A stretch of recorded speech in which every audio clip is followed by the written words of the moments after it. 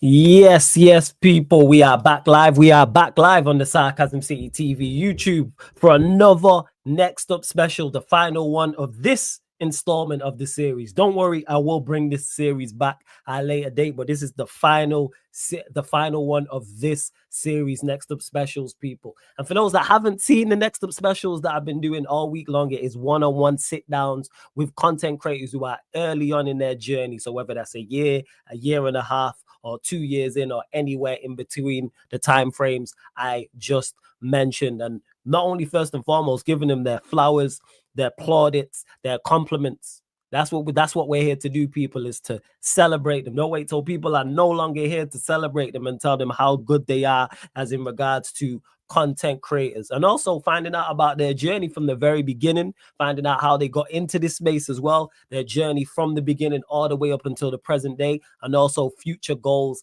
as well. And like I said, giving them their plaudits and finding out their full backstory. Because as much as I know the vast majority of the people who have done specials with so far very well, there's things I didn't know about the backstory, and the chat was like that as well, people. Make sure you hit the like button, make sure you subscribe as well. And this guy that is on the special today, it's fitting that he's the last installment of the series. I say it all the time.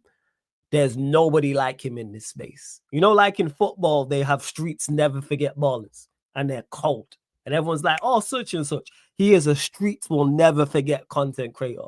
Nobody has ever streamed with this guy and not remembered streaming with him. No one's been watching him and never has forgotten streaming, has forgotten that they watched him. No one ever says his name and someone goes, who? Oh, the Spurs fan. Oh, the guy from fully. Like, he sits in a box by himself. And that authenticity has led to why he has had the success he has had. That's why I enjoy his content. That's why I enjoy working with him. That's why you see many others working with him on his channel. This is why he also has the following he has, because he does not care about what people think of him. You don't care what you think of his opinion. He's given his opinion, and he again dispels the myth. And that's one thing these specials have done throughout, that international fans don't know football. That has been kicked down, and he is a symbol of that. Because man knows, he can sit down and tell you about Spurs now, Spurs previously. Look how he celebrated the Europa League trophy. You know how much that meant to him. Man bought a replica, and it was a decent amount as well. Man has a whole family, but he's like, you know what? I'm getting this replica trophy. And like, even with the whole Anjin versus Anjao, like you fully know where he stands, and he's 10 toes down. Don't run, don't hide. None of that. And that ties into, like I said, his passion for the game and then his knowledge for the game, but being able to combine them things. And man, it's just entertaining. Like I said, just watching, like, he's one of them guys that is super no matter the topic, no matter the footballing topic at hand, you are going to be entertained. No one has analogies like him. No one has examples like him. At times you'll be like, do you know what I'm saying? Now you've lost me. You know what I'm saying? I don't know how we got here. But I think that's what, as fans of him, what we all love, and you know what you're getting on his channel as well. So welcome the none over again. Like I said, streets never forget footballers. No. Content creators, like, streets never forget ballers. This is the streets will never forget content creator. No one will ever forget this guy because of the imprint he's made in a short space of time as well. God welcome none over to the show. Man like Jacob of Jacob Warraven TV. What are you telling me, Jacob? You good? Hey! What an intro, man! I feel very special, like I actually did something nice, and that feels good. A box of my own, sitting in a box of my own, sounds like what my wife would like the authorities to do. But hey, we move. This guy, you're such a fool. But you are, though, like I say, there's no one who I can say, oh, that's similar to Jacob as a content creator. Like, no. Like, you are just a Yeah. whole profile, but you are the profile. There's no, oh, he's a like a profile, like he's like this. No, Jacob is Jacob. You stand alone as your own profile type of thing. Like, in regards to content creating. And like I said, super entertaining. I meant every word, so it's only right. So that's why you getting your flowers, you feel me? Like, that's what this is all about. So this is all about. And look, Cam, you Hey, know, yeah. If you like ain't subscribed, that's Jacob in a nutshell right there. That joke, people. That is Jacob in a nutshell. That's what I'm talking about, yo. Entertaining as hell. So yeah, Jacob, big up, man. I'm glad you agreed to Big it as up, well. big up. 110%. So you lot, make sure you subscribe to Jacob's channel, Jacob Wall Raven TV. Make sure links underneath in the description as well. And on this channel, you lot know I have the banner where it says all views expressed by panelists, guests, and not always the views of Flawless or Sarcasm City TV. A bit like with Jacob, like the banner at times just goes up from the jump. You feel me? And that just to say it. Yeah, I make sure that banner gets its money's worth. How much ever you spent on it, I make sure you get the use of it. So, It's bad, um, yo. it is one of those things that you said something there in the intro that kind of resonated with just how I feel in general, which is just to remain as authentic to yourself as possible. People Yes. always talk about, oh, they think that people want to see this and people want to see that, and for me, I've noticed that it doesn't matter what I do. If I'm not being authentic, then I think people can feel that. I think people can see that.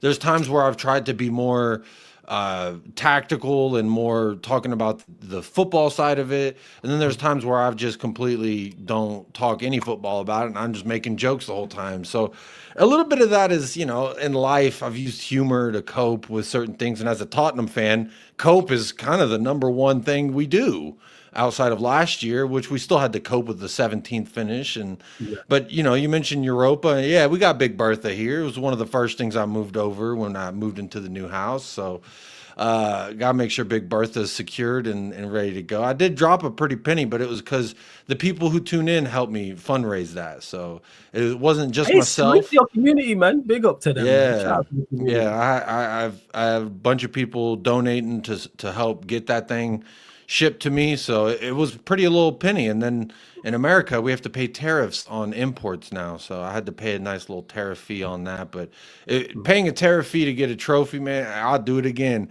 Hopefully, Tommy can bring Big Bertha's sisters. Well, we'll find. We will find out. But let's get to it. Let's go back to the start of Jacob Wall Raven TV, even though it wasn't that initially as well. So we'll get to the original name and the rebrand. But your journey from the very beginning. So starting your YouTube channel, what made you this? I can't wait for the answer to this. What made you start your YouTube channel? Actually, why Spurs? What was your introduction into football? Let me start there. Well, my introduction into football started when I was about 5 years old, 3, 4, watching my brothers play in the select games. And then I wanted to when I was old enough. So I have two older brothers, and my middle brother, I'm the youngest of the three. Okay. And so my middle brother, him and I were relatively the same size, and my mom cut our hair the same. So she used to pass us off as twins. So she'd have to, just go to 2 practices rather than 3. And so we used to play on the same team. So I got kind of thrown in with the grade 2 years above me. And I saw it as a kid, right, as an opportunity first to just have some fun and play the game. And secondly, it was like, I'm that good. I'm so good. I got to play with the older kids. So that was my introduction into the sport. And it kind of just always marinated from there. I would say, here in America, it wasn't in your face. It wasn't, here's the Premier League. Here's what's coming this weekend. Here's what it was. Didn't know anything. I was confused why Messi played for Argentina when I seen him playing for Barcelona. What is going on? No one explained anything, how all of it works. And then I'm watching English teams play Spanish teams. I'm like, I thought they only played the English team. What the hell's going on? So it's just really confusing from a when you haven't really sunk your teeth into it. You're just kind of combing through. You're like, what is that? Oh, okay, it's that. So and I grew up playing all sports, soccer, football. I did try a little baseball. It's just too boring even as a player. But yeah, I wasn't any good at golf. Just basically swinging a stick. I'm not good at that for some reason, which you'd think. Anyway, so in regards to like Tottenham, it was, I want to say like the 2012 World Cup ish, somewhere around there. I started really watching a lot of U.S. men's national team. I think World Cup 2010. There was a World Cup in 2010, wasn't Is it? it 2010? Yeah. Yeah, So 2010 World Cup, which was, I believe, was that South Africa? I double check now. I think it yeah, was. yeah, yeah. It was South Africa because Yeah, that's South Africa, when wasn't it? America was relevant in the World Cup, and we were actually looking kind of dangerous. So I used to like, I was right around the age where you could start going out to the bars, and another thing for watching the sport and like immersing myself into the sport. On a rather serious note, like my mom passed away in 2011. So like 2011. Yeah. 2010, 2012 is really a blur. That's why when I say 2012, I talk about years and stuff. My memory's not the greatest when it comes to a lot of that, I guess, because I'm again coping and trying to learn how to live with certain things, and it just kind of was like an escape for me. Like for 90 minutes, I get to watch something and scream about something that ain't pain. Yeah. And that's kind of how my love for watching it started. And so, I'm watching America, and my three favorite players were Tim Howard, Landon Donovan, and Clint Dempsey. And Clint Okay. Dempsey, anyone who don't know, he's from Nacogdoches, Texas, a little bit a little close to my neck of the woods, if you will. So we share a lot of the same cultures, interests, hobbies, etc., and we talk a little similar. So I kind of like that. And then, I see Tim Howard and Landon Donovan, they go to Everton. And so I was literally between Everton and Tottenham at the time. And I was watching Clint Oh, yeah. Dempsey balling for Fulham. I think he was top 5 leading goal scorers in that year he You was don't at smoke up. Fulham. Yeah, you don't smoke up Fulham at times, Clint Dempsey. I remember them Yeah. days. And then he went to Tottenham. And so the quick way that I say it, and I didn't know what a Tottenham was. I knew I was like, okay, so this dude played for a Fulham. Now we got a Tottenham, and then we've got a West Ham, a Nottingham. There's just too many hams to keep up with. I thought, we were trying to I be. didn't know what Tottenham was. Is great, yo. I love that. I was like, Sorry, what is go a on. Great. Tottenham? But I thought the name just looked cool aesthetically, like the Totte, and it looked cool. I was like, what the fuck is a Hotspur? Oh, it's a fighting cock. And then it was like, on a silly side, it was like the only logo with a cock and ball on it. I'm like, bro, this is it. And so I just Yeah, felt you like, found your way with that. Yo, you found you yeah, seen that. I was it like, just, this is the team for me. I said, That is there's the most something here, famous thing ever, yo. and Man, the seen the the big the big start, it wasn't just the cock and ball, by the way. It was, I've never, as a big boy, you don't like white. You don't like white clothes because it makes you look bigger, and it doesn't hide the rumples of your manhood, if you know what I mean. So I never really liked the white kit, but we had like a half black, half gray kit, and I was like, Yeah. okay, that shit's clean. And then Mm-hmm. I'm starting to see Gareth Bale, and I'm like, this motherfucker's insane. And I'm Okay. watching some of the things he was doing, was like, this dude's insane. And he left shortly thereafter, but there was enough Yeah, he was a there bench to. player. You look. Yeah, go on, carry on.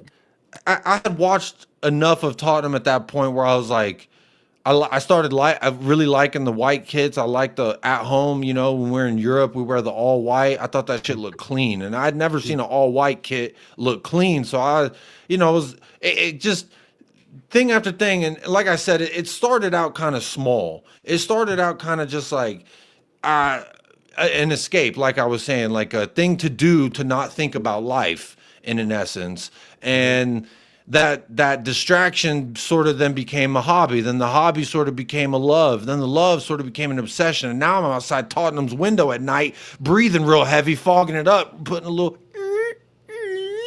heart in the fog. You know what I'm saying? Titanic scene talking about me and Tottenham.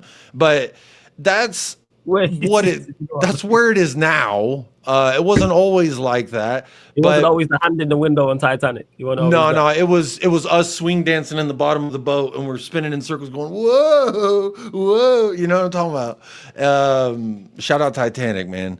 But yeah, so that's kind of like the journey, if you will. It was pretty quick, and it was like quicksand. The more I fought it, the more I thought about it. So when I worked for the Dallas Cowboys, here's an example. We have to show up 6 hours before kickoff. So the earliest kickoff in American football would be noon local time. So I have to be at the stadium at 6 a.m. And there's games that kick off at 6:30. And so my job was so feet up, don't give a fuck until the kickoff starts, because I'm doing live in-game statistics.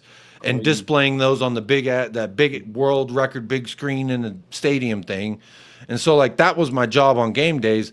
So I had hours to kill before, I just walk the stadium when I need to get some steps. I'd go outside, smoke, whatever. I just kill time basically. And I just started watching football, man. I just started oh shit, Tottenham's at 7. I could watch the entire game in the bathroom and ain't no one gonna say nothing to me. Okay. So it was like, that's then where it was. And that's like with Podge, we started doing 2015, 16 was like, that was maybe 14, 15, but it was like that 2015-ish era, right? It was like my life was probably personally at its worst. My girlfriend wanted to go on a break, and you know how them shits go. And I was in a point where like I had just moved out of my stepdad's house because he remarried to some Ecuadorian bitch, and then I was like, she didn't want to live in our old house because it reminded her too much of my mother, and she's a hoe trying to get her green card, get married, and live in America, live the dream, and shit. I feel you, but to me, shit, dick riding for a green card is crazy, but. Do what you do what you think is best. Her daughter did the same thing, ended up marrying my brother. So my stepdad's married to a woman whose daughter is married to my brother. Go ahead and figure that fucking Brady Bunch out. I was just trying to figure that, whoa. Wait, yeah. I still don't even understand. Yeah. There's no blood relation, so we're good on that front. Ain't no fucking Hills Have Eyes babies coming out. That is, I'm not even gonna say what that was, but first go on, carry on. As you were, man. As you were. It's weird. And so I'm saying that to just give you kind of like, so my family life was all weird and fucked up. I didn't really like the lady because I felt like she was just trying to get rid of me because I reminded her of her new husband's ex-wife that passed, a woman trying to replace a fantastic woman in a relationship is one thing, but then you got me sleeping upstairs. You get that motherfucker out of here. He stank. So there's a whole bunch of other stuff I won't go into that happened, but basically I'm like living on my own. My girlfriend that I was with ended up, wanting to go on a break because I'm so much of a piece of shit. And I'm like, God damn, like my shit sucked. And that 2015, that year, bro, when we had Kane, Son, Trippier, Danny Rose, Alderweireld, Vertonghen, like that shit, we were legitimately, I thought, going to win the league. That team was cold. Ericsson, prime Ericsson was something else. Prime Dele Alli. I literally thought we were going to win the league. And so, like, it became my full-time escape from reality, if you will, because now I'm Googling Google Maps North London. Where's the stadium? What's the view if I were to go there? I start daydreaming about going to the UK and going and attending a match, and I see this, we're playing at Wembley, so we're technically not in North London, and then it's, okay, we got the new stadium. I was like, okay, I want to come out there for the new stadium, and, life kind of changes as things go along, and that just hasn't been possible up to this point, but it's never wavered my support of the club in that sense, because, like I said, when I was, like, at my lowest, at my darkest in my adult life, Tottenham were there for me, flirting with winning the fucking league. And anytime I told so in America, at least from my experience, like the people who paid attention and kept up with the sport were of higher IQ. They were a little bit more intelligent individuals, whereas the Neanderthal, my level kind of IQ motherfuckers were clashing heads, talking about, oh, you see that? It was a little bit more caveman-esque. And so I felt like I was stepping up myself when I would go hang out with the soccer people. But, of course, they all made fun of me because I chose Tottenham. And then, for a lot of years, it was like, damn you, Dempsey. And then a lot of, last year is almost like a fucking payoff of all that pain and all that jokes you went through, man. Yeah, it was like, I'd do that shit again just to feel that feeling. And, that's why to this day, you won't catch me slandering Ainge Postecoglou. I don't give a fuck what the jokes are. That motherfucker did something that ain't been done in this club in 40 plus years, and I ain't even 40. So to me, It's the best thing I've ever seen. I know you're kind of asking about where it all began, but it's cool. like, This is a part of where it all began. You just doing it in typical Jacob fashion. I am not surprised that we ended up yeah, here just talking kind of about, you know, scattergun approach all over the place. that Yeah. is Jacob in a nutshell. I am not So surprised. yeah, I did not expect it to be like this, and it's just flatline, and the story it's don't never move quite linear like with people me. are. Nah, Yeah. man, it's this. It's this. You know what I'm Shit, and we may saying? go back over to that and then come back and swooping around, Shit, don't check the Google map now. But I think for me, that's kind of how my love for Tottenham started, grew, and then a player like Heung-min Son, I was really getting into it as he was really coming into light. And because he Got didn't it. start early on, and I remember it was like, who's this dude? What's a Bayer Leverkusen? The fuck? Lederhosen ass sounding club. Welcome And by Leverkusen is brilliant. yeah, I was like, Bayer Lederhosen? Is that who we just bought some dude for? Mhm. And so I started getting more and more like into, okay, who are we gonna sign? What are we gonna bring in? And obviously, one of my first years is when we sold Gareth Bale and they brought in 11 dudes. And I kind of was like, fuck yeah, I'll walk in with those 11 motherfuckers. No one will see me enter. It'll be like it'll be like I was here the whole time. Um, and so it was almost like just figuring it out as I went. And then I worked for FC Dallas in 2018, Yeah. and there was a dude there that named Michael, and he was a Tottenham fan, and he kind of helped like further explain all those details I didn't quite have ironed out. I was like, okay, so Champions League, like explain that format to me. Okay, what is this Got it. aggregate away goal thing? Like what is Yeah. and then we had that fucking 2018 final, and it was like that was again another pinnacle moment like in 2015-16 where it's like, but it was a game, like just one game. It wasn't like a waiting the season end, awaiting other people's results. It was that night in Amsterdam, so it's like there's just moments when you find yourself kind of getting lulled a little bit, as my experience goes, like getting lulled in the excitement of the club, and then something happens and you're just like, yeah, this is what it's about, this is why I'm here, this is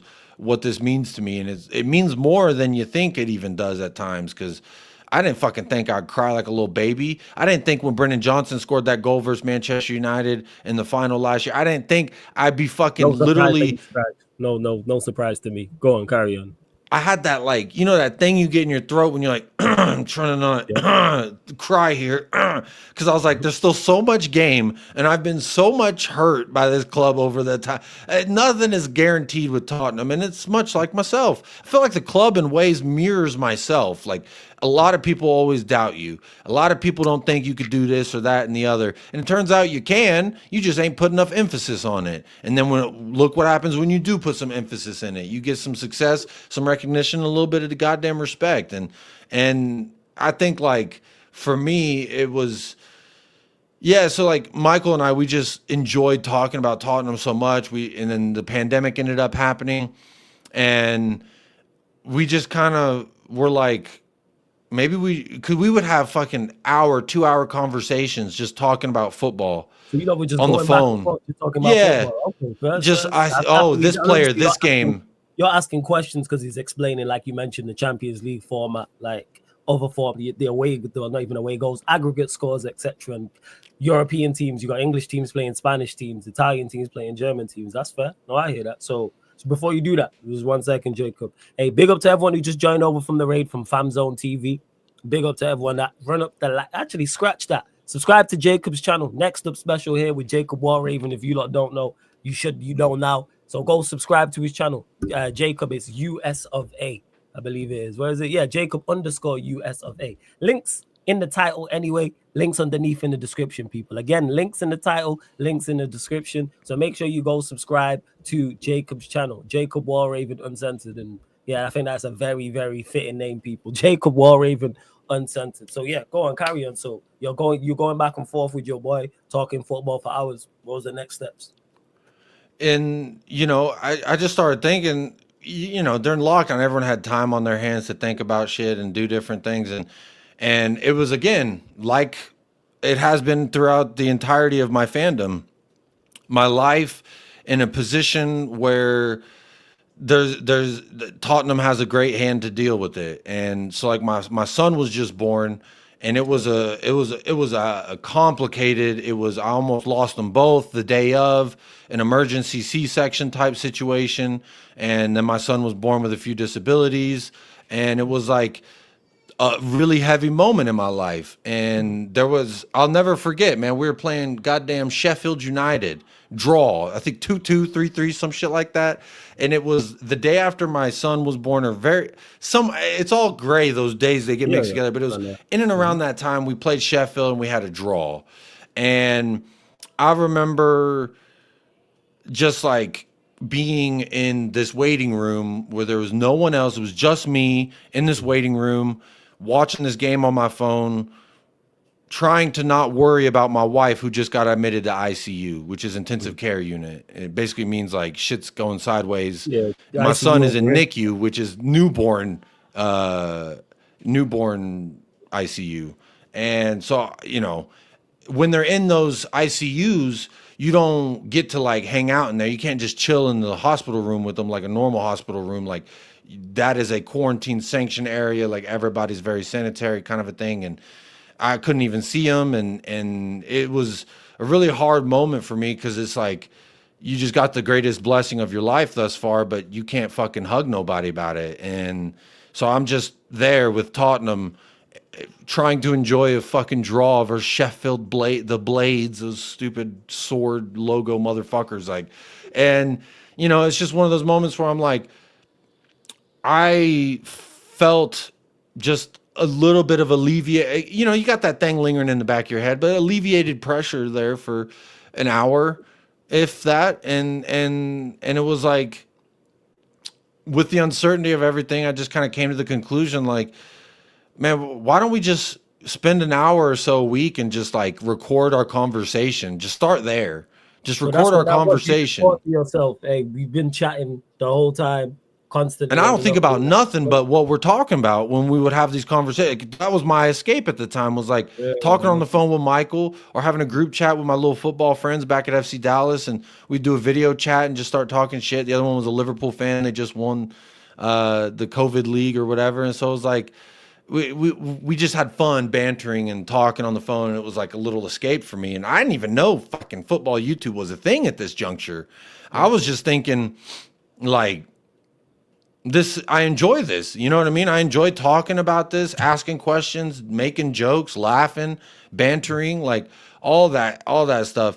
And I appreciate that, Soccer Junkie. I would say it is tough, but I wake up some days and think today's tough, but then I get reminded about the actual tough days, and it's like, shit, well, today ain't nothing. I just get to play with my kids all day. What the hell? I just gotta, make sure they don't smear their poop all over the couch again, and we're good. We're gonna have a good day. So it's like, I'm in such a better place now in my life and like everything, but like through the ups and the downs, like Tottenham was always there. It was always there to either accentuate or to alleviate. And to me, it was kind of a priceless thing. So we started just recording our conversations, and I'd upload those to Spotify. So it was audio only, and you was uploading to Spotify. Got it. Yeah. Okay. And then I was looking at like some of the geolocation maps. They have like this thing where you can see who heard your shit all over the globe. And I'm seeing like South Africa, I'm seeing London, I'm seeing Australia, I'm seeing some Mexico, some America, a little Canada, and I'm like, this many motherfuckers? I really thought it would just be me listening to it on playback type shit. And there was actually a podcast on Spotify that I listened to that they actually do YouTube as well. Last Word on Spurs. They're a pretty big Spurs, like a lot of people call them brown envelopes because they used to not be very harsh about the management and Levy and all that. But like, I think Ricky Sachs is the guy's name, and there was a dude, Lee McQueen. The way he talked, it just entertained me. I just liked listening to Lee McQueen talk in the car, and he just, oh right, you got your little bit of crazy training, you scribble your gravy on it, and that shit was entertaining, I like the way this guy said, hey, governor, I'll find a little spickety pocket, and it's like, yeah, I like the way this guy talks. His accent's funny to me, so, and And then I started thinking like, well, shit, why don't me and, I'll just upload our conversations on the spot. Maybe someone thinks my accent's funny. And that kind of happened. And then I did one show with a channel that later fucking disappeared, like the more I got into it. And it was with a really cool guy, which I'd never heard another word from him again, and I hope he's okay. A dude named Chank. I did like a post-match Newcastle thing on YouTube with him and another guy I'd never met. I don't remember his name. And I remember like we just had a really good conversation, really fun conversation. And and he kind of said to me after the stream was like, "Yo, man, that was really good. Like, you said you don't know how you're gonna do because it's live and you've never done like video live talking about it." He's like, "But you're really funny. You're really," and I thought I was holding back. I thought I was like very like quiet spoken and not really myself in that stream. And he really liked the little bit of the iceberg poking out the water, so to speak. And so I started saying, "All right, motherfucker, you want to see the whole iceberg? I got some shit for you now." And then that was there. no, he did not. He did not. He had no idea. Zero clue. Go carry it. So then I was like, all right, well, if this guy's got a YouTube channel, like I'll create a YouTube channel. So if you look at my YouTube channel, say I started it in like 2014 or some shit, but it's literally when I was in college, one of my classes, like for TV and video production, we had to upload to a YouTube channel. So I created a YouTube channel in college and it just sat there. And I was like, fuck it, I'll just repurpose this, which probably wasn't the smartest idea for the algorithm's sake, but I just repurposed it. And I was like, all right, let's just record our conversations and we'll be on video. Like we'll do a Zoom call type thing and record that and upload that to YouTube. And so I did that a couple times. And then Michael and I, we got approached by a dude who ran his own channel and it had like 2,000 subs or something. I'm like, wow, 2,000 subs, that's crazy. And so he's like, yeah, we want to do like a weekly American show. Would you guys want to host it? And we kind of saw this as like a cool opportunity to get a foothold into the market. I was like, okay, yeah. And so then, I watched this channel. Then I started, okay, there's more Spurs channels. There's this guy who has a channel. There's this guy. And then I started seeing the landscape and seeing how everybody's doing it. I'm like, everybody's so goddamn Princess Diaries. I don't know how to explain it other than that. Like, what in is America, everybody? Go on, talk so about like, it. Yeah, explain that further. Go on when you say that. Oh, I do declare that I look at the analytical side so of the talking about football and it's very, it was very polished. presenter. Like, I'm like, this is YouTube. This ain't Sky Sports. You want it That's to be kind of how raw and uncut fans. Yeah, and I kind of saw it like no one feels like they're genuinely being themselves. I feel like they're presenting a version of themselves they want other people to see and then make their assessment on them based off of that. And I've always been like a fuck that. Fuck that. I ain't rough around the edges, bitch. We ain't got no edges. I am the edge. How about that? That's just my mentality. And I kind of saw it like there was a gap. It was like people were just saying what they were being either very tactical, whiteboard, here's, you got your half spaces and your inverted fullback, and they're talking about this and that. Like, I understand it, but I understand it from a goalkeeping standpoint. That's how I understood and learned the game, and the flow of the game is from a goalkeeper standpoint. So, when Romero comes along and he starts clattering into motherfuckers and I see him 2 foot in the pussy out the goddamn stand, I start saying, I love playing with those kind of defenders. That's my kind of defender. And everyone says, oh, he's rash, he's this, he's that. But yeah, he's got less yellows in the Premier League than Arteta. Even if we start but anyway, he could hold that fucking loser. You attach yourself to players throughout. So like going back a little bit, one of the things that I really loved watching that I didn't understand what the hell was going on was Zlatan, because he was here, then he was there. I saw him at Ajax and I was like, that's a big motherfucker. But he dribbling through motherfuckers like his name Johan Cruyff, and he doing this nasty business. And then he goes from Ajax, I think he went to, was it PSG? No, or was it Ajax? Nah, he would have. Who did you sign him from? PSG, right? He was on a free from us. Yeah, but I think he was at Ajax early on in his career.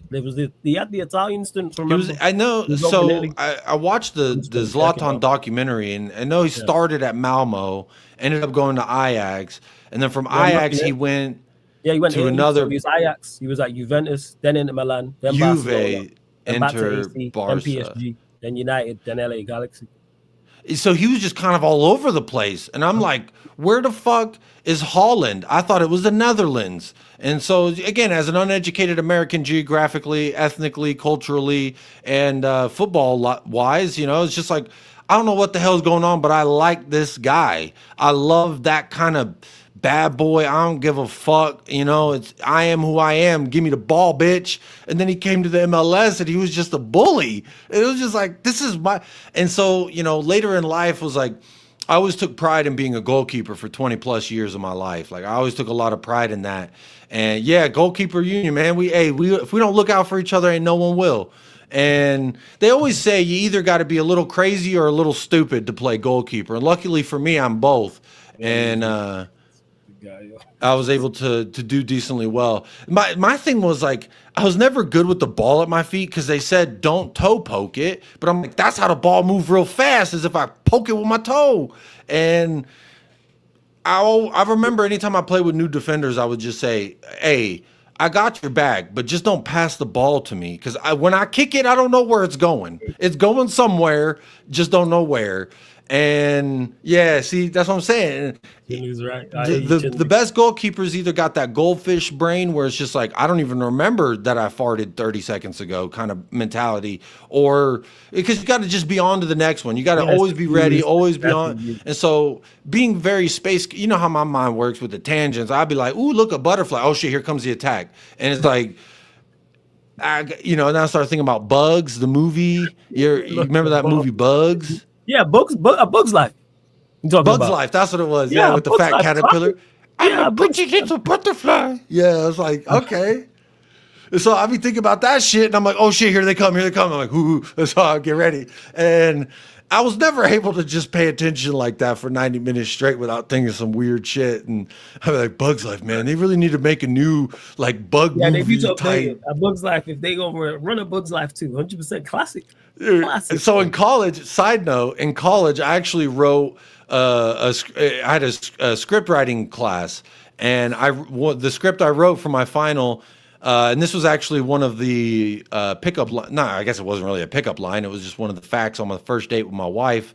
I said, "Hey, I'm a big animated movie. I like movies and cinema and television shows. I'm very into production and all that. And like I had dreams of being like a movie director one day. But you got to be hands in pockets with those Epstein type motherfuckers in Hollywood in order to really the Directors Guild Union shit. What is this? A sorority? Where are we going to say, okay, Galfa? So I don't play into that shit. So I was never going to be a director.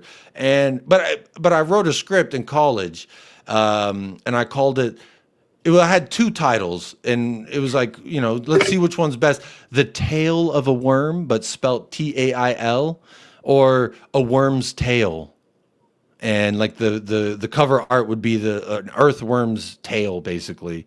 But anyway, it was a great animated movie that I wrote about a guy, and his name was Herbert. He was the main character, his nerdy little worm, and he was Was he based related off to of one of my Earthworm Jim? Sounds like classmates. his cousin or something. Was he related to Earthworm Jim? This Yeah, guy's or a you talking about Herbert. yeah, Earthworm Jim. But Earthworm Jim's a little crude. This was a kids movie because in Hollywood, there's only two things that make money: kids movies or superhero movies now, or franchises.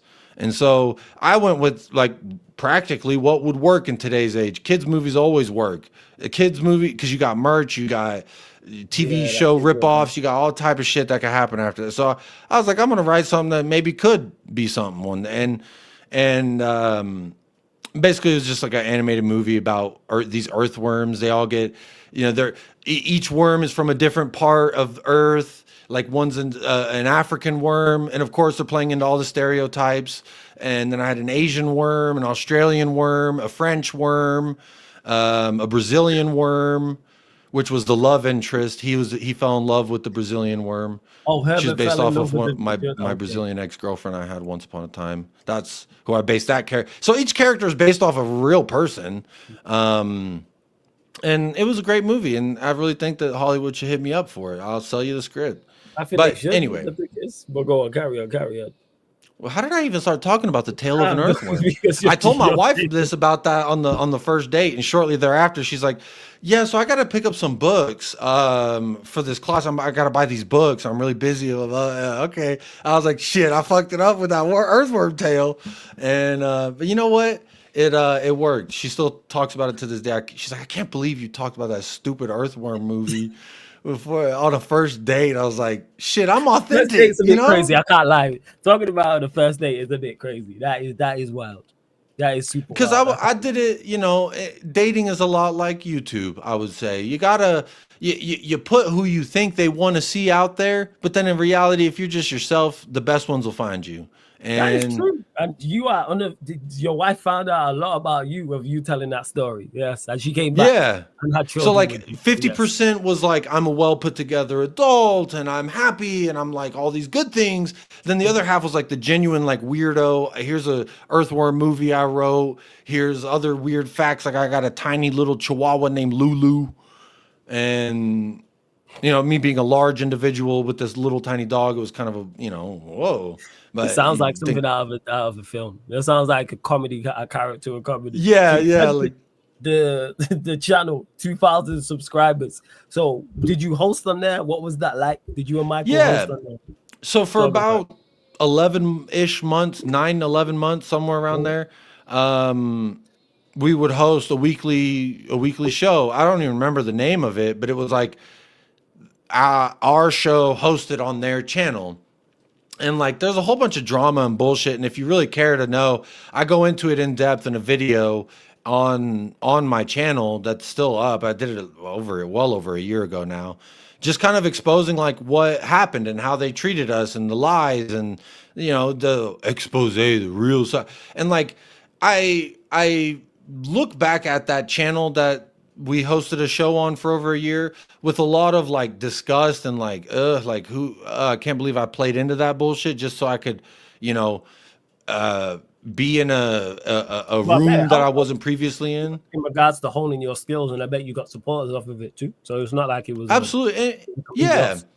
A lot of, it kind of gave me, for a YouTube channel that had 17 subscribers, we had like 200, I think, by the time we left. And so I was Mhm. like, that's 200 different people that have subscribed based off of this thing. So, like, it's not all bad. And in life, anytime there's something that really bad that happens, what do they say? Flowers grow out of shit at the end of the day. Fertilizer's fucking poo poo, and they make flowers out of the poo poo. So, much like that in life, you can either let the poo poo suffocate you, or you can let the little pretty flowers grow out of the ground.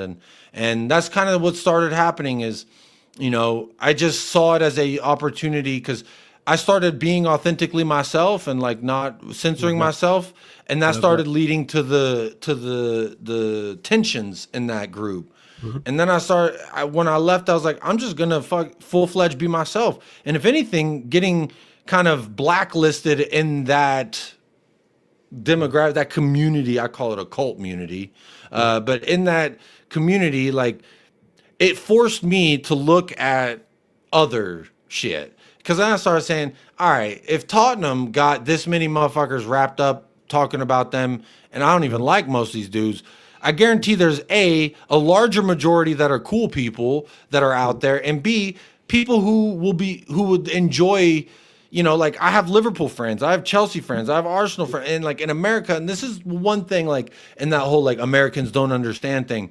There is one thing to be said about that I would agree with, that I don't think is necessarily off base when you say like, how could I understand what it's like to grow up as a child supporting Tottenham, to be made fun of for 20 fucking years of my life by everybody around me, right? And then to not, of course, they're going to feel differently when they're in a room of Arsenal fans than I am, because I see it as an opportunity to shit on them, whereas they see it as like, I got to defend myself. So it's like, Get it. the streets raise you in different ways. And The streets raised me in different ways where there's certain shit I don't tolerate, and we can square up about it. I'm pretty much, I'll throw these hands before I whip out the 9, but I'll get either one that need to get the job done type of situation. So the streets raise us all differently, and like I can't understand what that's like to have a street block full of people yelling obscenities at you as you walk by when you're 10 years old. I don't know what that's like. So like I do sympathize in that regard because I'm friends with, and I do weekly shows on a Liverpool channel, on a United channel with Staffy, and there's all type of goofballs on that fucking panel that I love and I hate. I will prop them up and shit on them at the same time because they can hold that. And it's just kind of how I am with my friends. I like to shit talk. I like to banter, and football is just such a great avenue for that because you can be friends. You can say, go fuck yourself. And then at the end, be like, you good. Like we and a lot of fights that I've been in life, like physical fist fights. At the end of the fight, most of the times me and the dude end up being okay. Like I'll never forget one time I got my ass whooped bad. I had knots all on my head, covered in dog shit because we were rolling around the backyard. And afterwards, he came and brought me a glass of water and a cigarette, and he said, "You good? Are we good?" I said, "Yeah."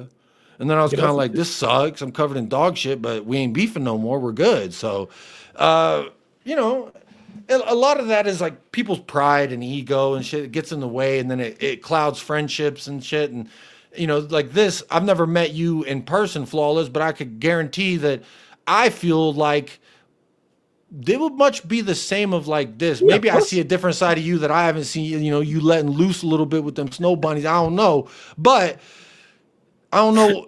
I just feel like it would much be a lot like this. It'd be the same, because you're you and I'm me, like in regards to how we are, like off, like I've spoken to you off camera, like we have the same conversation. So I presume it would be the exact same in person. And you mentioned there about your channel. So you've left that channel. You've got 200 subscribers on your channel. You're branching out in regards to seeing other channels. So who were like the first content creators you came across who you're like, I'm a fan of? And what year was this as well, by the way? If you remember roughly. Must have been 2021? 2021. Okay, 2021. Somewhere around there, yeah. Because so all that drama happened with that channel, and then I'm like looking around YouTube like there's got to be something else like that I can watch because I can't watch these fuckers. I don't like them.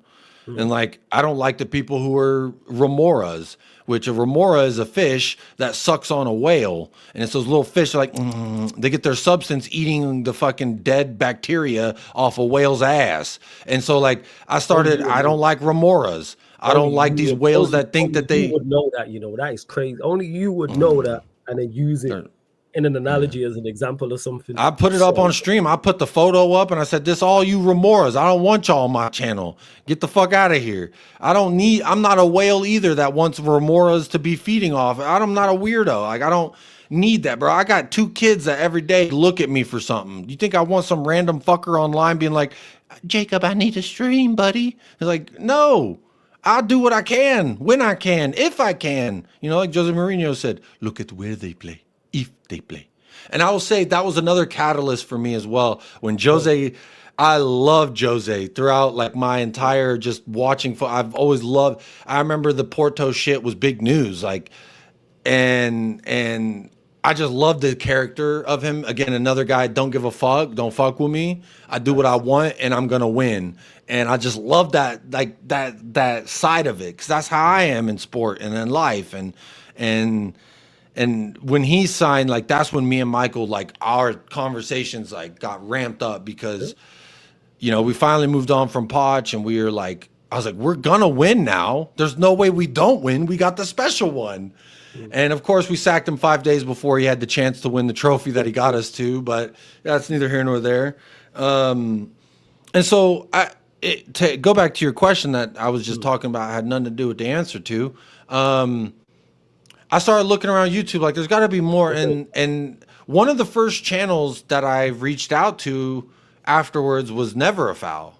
I saw Kaz and Big Six Bants after that. And I just really enjoyed watching Big Six Bants. It felt like me and my homies in the garage shooting the shit. You know what I mean? And it just felt like a real friendly camaraderie. Like I just like the vibe. I enjoyed the vibe of Big Six Bants. I like Never Foul. They're all shitting on each other and laughing, and I just like I like this. And these people seem like not boomer dickheads that are like, I'm so Princess Diaries. I don't know. It seemed like people more leaning into who they are. Yeah, having the conversation you would have off there. Yes, if anything, it was validating. It was like you can be yourself and still have your friends and talk your shit and have your viewers. And so, you know, and then I'm watching. And so I started kind of watching them. Then I went on a show on Never a Foul, and then I guess don't just skip over that. How did you get? What was that like? Like as you're watching, are you like, okay, I want to get on there? How did you get on the show? Was you nervous going into it? Was you like, I'm going to be comfortable? What happened there? I think it was kind of like with yours. I was a viewer. I was in the comments and just showing respect, bantering a little bit, and then also just saying like, anytime I enter, like, hey y'all, it's Jacob Spurs fan from Texas or something. I would just like try and hit the chat regularly, like to say, hey, it says United Spurs of America, which was the name of the podcast and the channel at the time. And I'd just be like, this is Jacob, by the way, you know, this is Jacob, by the way. And then eventually, I don't know if it was Twitter, if it was text, WhatsApp or what, but eventually like Kaz and I started talking. I don't know how it started or who started, but Kaz and I started talking, and he's like, you know, I think you got something here. Like he, you know, said you got a personality, you've got a voice, you've got the look, you just got to figure out the back end type shit, and you got to do like, and so literally we would do like a video call on WhatsApp, and he would walk me through the YouTube studio shit, how to do this and upload and tag and have these hashtags, have a file with like all your hashtags that you want, right? And then just copy and paste to make it easy. Like he kind of baby stepped me into like uploading and all that. And while that was going on, my co-host Michael, he started getting promoted, he got married, he started getting a lot of personal shit in life, so he could do less and less.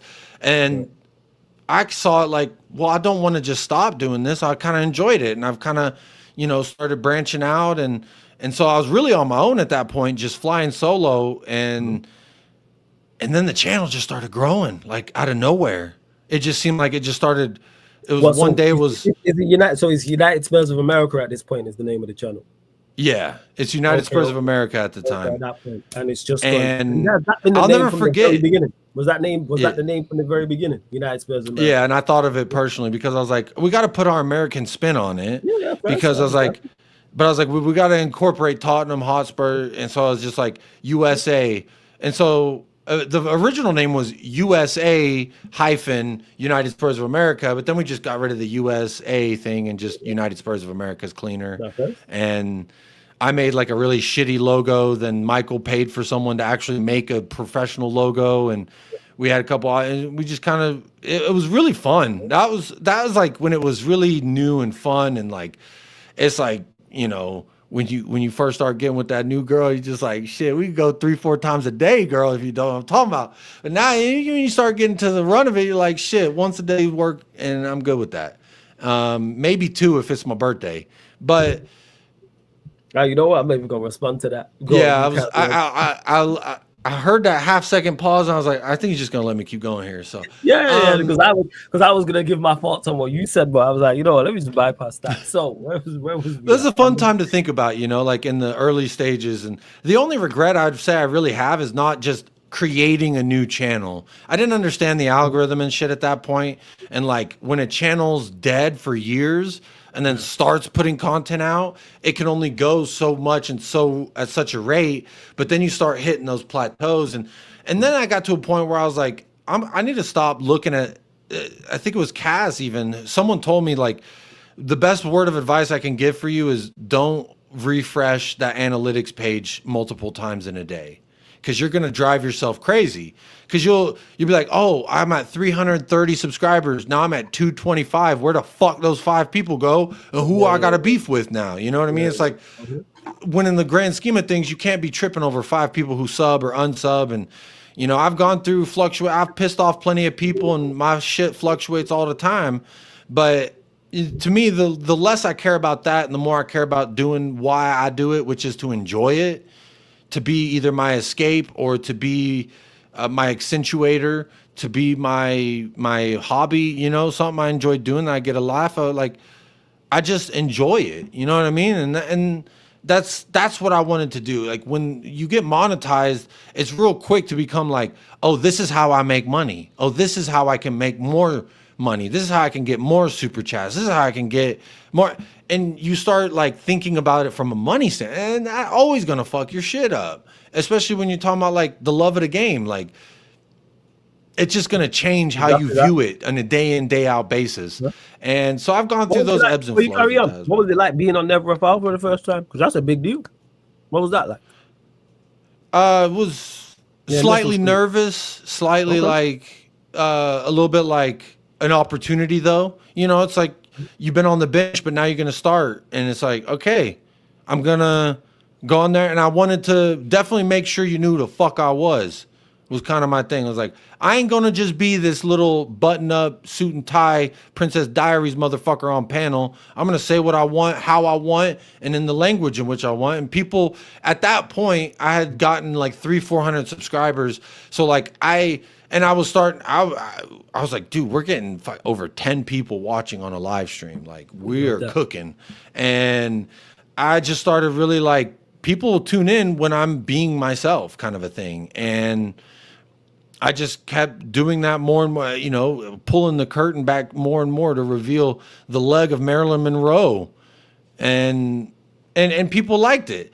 And there was a certain way I talk about things and say things and present ideas and thoughts and pose questions that people liked. And so then, you know, Never Foul asked me on again. And then, you know, with your channel, I think it was 2022, maybe 2020, not 2023. I think it was 22. I was sick. I had COVID and I don't even know how maybe someone redirected to you. I just stumbled upon your channel and I'm sick as a dog in bed by myself for like 72 hours, just suffering. And I just had your show on and I was listening and it was just like, I was like, this guy sounds cool. Kind of like the Lee McQueen thing. I was like, I like the way this guy sounds. He sounds cool. Like, I can't tell. And I remember having a conversation with my wife. I was like, I just found this dude's channel and I don't know if he's Jamaican, if he's English, or if it's like a blend of the two, but he's got American, man. You got yeah. It, I was like, I don't know what accent this is, but it's not like anyone else's accent. He kind of talked away, and there was I saw you on a panel show on, maybe it was Saeed at that point, or someone, and like someone was refuting your points, and like it was like the way you hit them back. I was like, I like that shit. You were just like, okay then. So you were like using people's words against them, and I just like that shit. So I was like, and then I remember you started doing like a call-in show, and I was like, I'm calling in. And I remember I remember you. I started going in. I think it was about Hugo Lloris. You started talking about Human Son, man. You know what I'm saying? Hey, that's a one avenue. That's one destination only. Because he was on Twitch. I'll never forget it. You call it in. You started going on about Human Son and the crazy nickname. And I wasn't trying to say anything, and the chat was going mad. And then Jacob referenced the chat. I was like, all right, here we go. Yeah.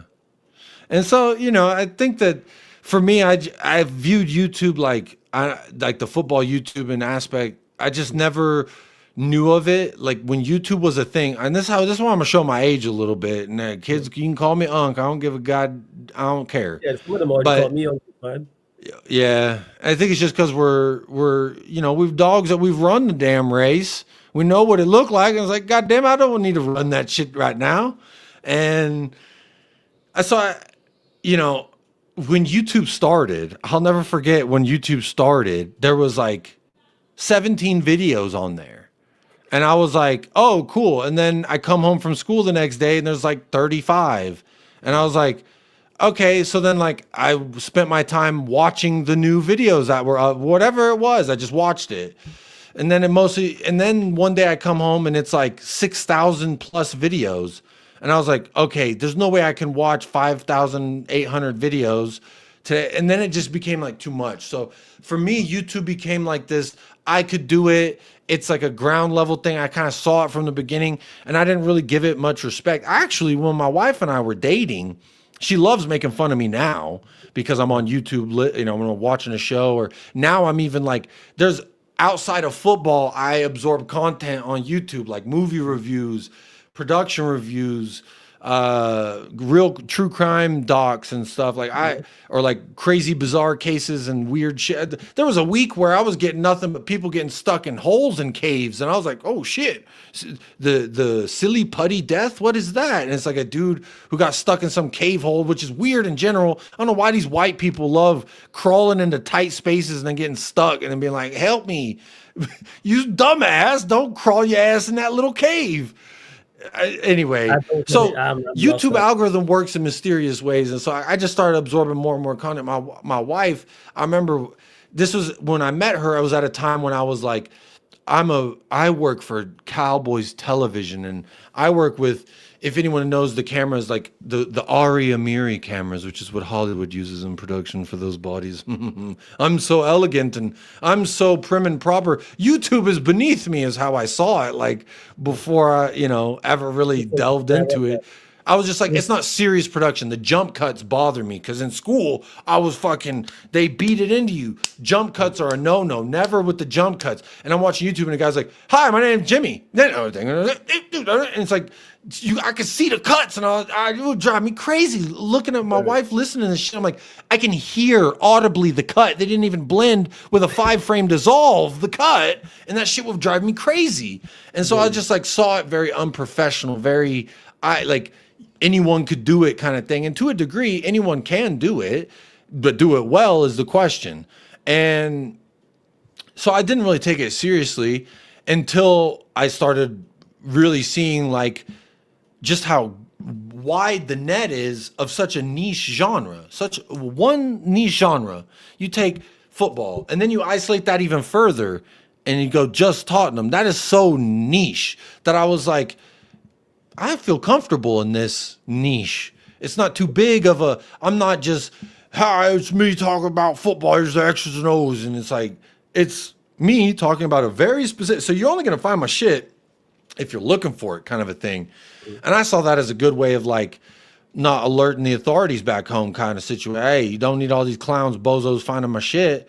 And, I saw like, it just, I started taking it more seriously, and then you see how serious some people take it, and then you see people using it as a legitimate job, and I just kind of changed my whole view on it, really. And like I said again, when I'll never forget when I got 300 subs, I did I was like, we were at like 200 subs, something like that, and I just remember being like, I'm gonna do a special show when we hit 300, and I'm gonna share a Gerard Butler reference. A Gerard Butler anecdote from my life whenever we hit 300, because Gerard Butler is famous for the movie 300. This is Sparta, Great film. Which if you want that anecdote, I could give it to you. It's not that fabulous, but I just remember like that moment specifically being like, we're almost at 300. Once we hit that, and we hit it live on air, and then I was like, all right, here's my Gerard Butler anecdote. And what was that like hitting 300 subs though? Because obviously you've said that you're gonna celebrate it. Was you like gassed up, were you surprised by the speed in which you hit 300 subscribers? I think at first I was, but then the speed from 300 to 1,300 was like, talk about it was just like, it was just like, wham, sham, bam, thank you, ma'am. It was like, well, where did these motherfuckers come from? And how come 1,000 people ain't watching every show that I do? And it's kind of like, I understand it, but I was just like, whatever I'm doing, I'm just going to keep doing. And then I just tried to do more. And like, again, like from my standpoint, my full-time job is stay-at-home dad / trophy husband. And that's my priority. Yes, I did have to insert trophy husband. All right. But where would you put yourself? Are you a Europa League? Are you champs? What would you say? In regards to shit, I'm goddamn World Cup. I'm that World Cup. Talk your shit. I was just seeing where you had yourself. Let's go and carry on. Shit, I'm World Cup, but my wife may tell you I'm Carabao. I don't Please, know. this next show afterwards, ask your wife where she puts you in regards to trophies. I She's want gonna to be know. like, "What's the That's what. trophy they give to the second place children in the select games?" That's what you are.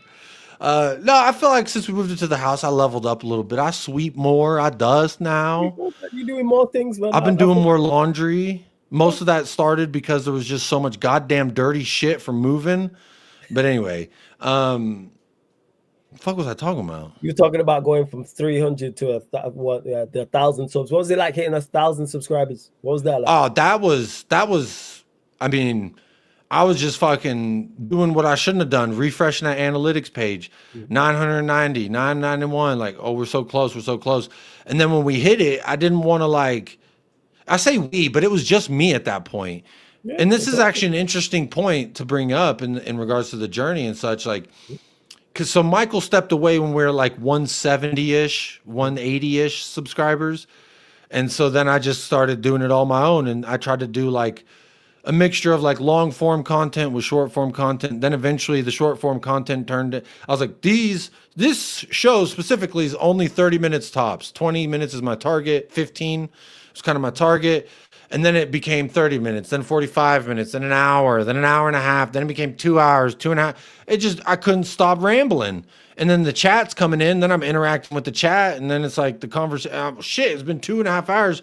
My wife probably needs me. And then it just became like, that's what I was doing. And like, then you hit 1,000 subscribers and it was like, okay, like it just felt validating. And it felt like, and I go back to Michael with it, like, look, bro, I know you left and you know, you're busy and everything. I said, but look, like what we started, like, look where it's at. Like, look what, and he's like, wow, man, like, that's great. Like maybe we could do a show. So like, he kind of flirted with the idea of coming back. And then we did like I remember, I think it was our 1,000 or 1K special that we did on the show.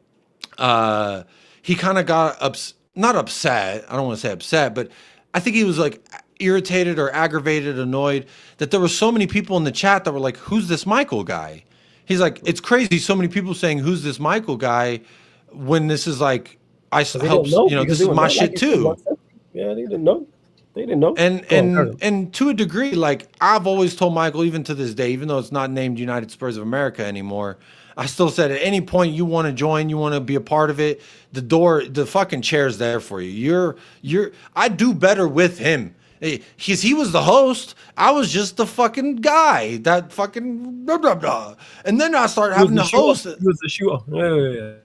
Yeah, and then I had to start hosting while bringing my color to it, and it was that was a hard balance. And you know, some days it's easier to do both than others. Some days I'm more jokes than host. Some days I'm more host than jokes, and so that was a hard part for me. But I've always him and I just have such a good like flow and chemistry that at any point he could join the show and it would pick right back up where it was, in my opinion.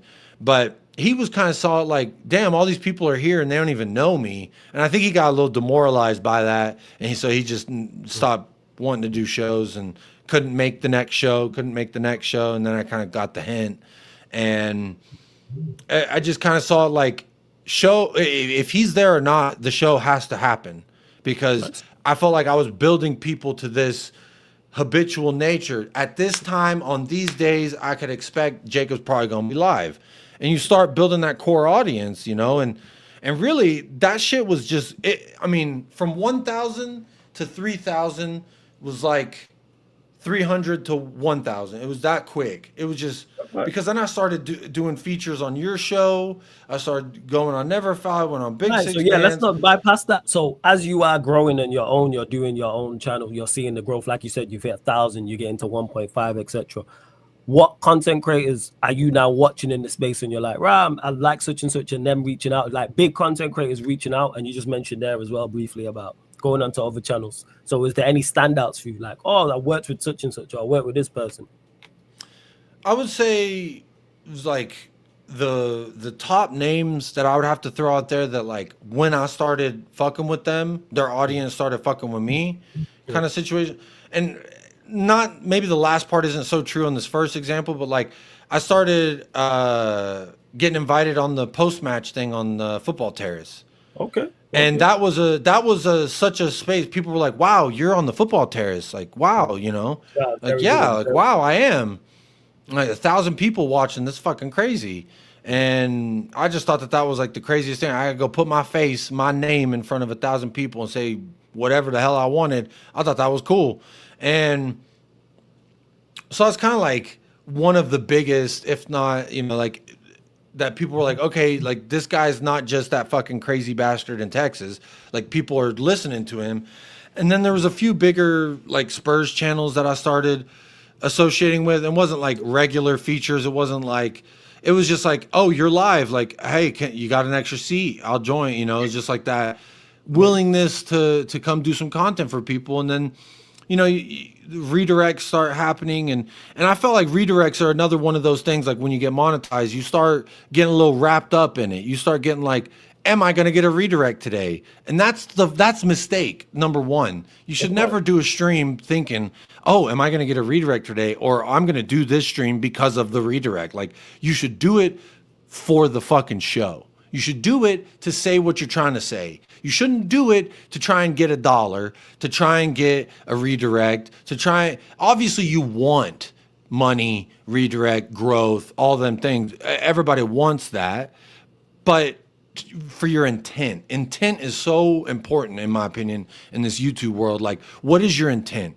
And that's why if you see me somewhere, it's genuinely because I like the dude's channel or I love doing that show and I have a lot of fun. Like with Don Hussam is another one that I started getting a lot more recognition, when I started going on his and with his channel, I used to just be in the chat talking shit because he was talking shit about Tottenham fans because we just dunked on they stupid ass Joe Matip motherfucker own goal, beat your ass Jurgen Klopp. Last time that bitch was at Tottenham Hotspur Stadium was Big Fat L. And so then Hussam starts talking shit about Tottenham fans. So I'm like, I'm gonna go in his chat, talk shit about him and just boosting up Tottenham. And that became like kind of my sword and shield, I hit you with your own shit and then attack you with the Tottenham. And that's kind of like my approach whenever I started reaching out to him, and I just started hitting him in the chat with the, oh, no Spurs rep. Oh, I see. We dominate you so bad you can't stand to look at it. So I just kind of egging him on like that. Then eventually, he starts, hey, come on to this show. Hey, I like that. You want to do this every week? Hey, then I started doing fucking 3 shows a week on Husam'S channel. I'm like, dude, I can't do this. Like, I got a family and shit. Like, as much as I love our shows and like, because Hussam definitely like pushes me to be me. If anything, he wants me to be me even when I don't want to be me. I just want to chill. And he's like, why are you so quiet, Jacob? What is your problem, huh? Do you think I'm some kind of fraud? And it's like, no, I'm just low energy. And then someone will say something, piss me off, and then I'm riled up, and you start seeing how you work with certain people. And like, I wouldn't say like working with Staffy, is another name I'll throw out there, Staffy TV. Like, he wasn't like a Football Terrace or the Hussam where it's like, look, everybody, here's Jacob. It was like, I ran into him on a charity stream, I think on Football Heritage, Sava's channel, and maybe it was Sava Talk Spurs at the time. He was doing a charity stream, and that's where we met. And I was just kind of like this fucking New York guy, this fucking bastard. Like, I just kind of thought he was a dick. But I thought when he talked about football, he was so high IQ, I thought, And so I was like, I don't know how we reached out, how we got each other's contact info, but then we just kind of started texting on the side and like talking and stuff. And then I, kind of thought he was a cool guy. And we're very similar. That's why we butt heads a lot. We're both like prideful, egotistical, and like, shut the fuck up, I'm talking kind of people.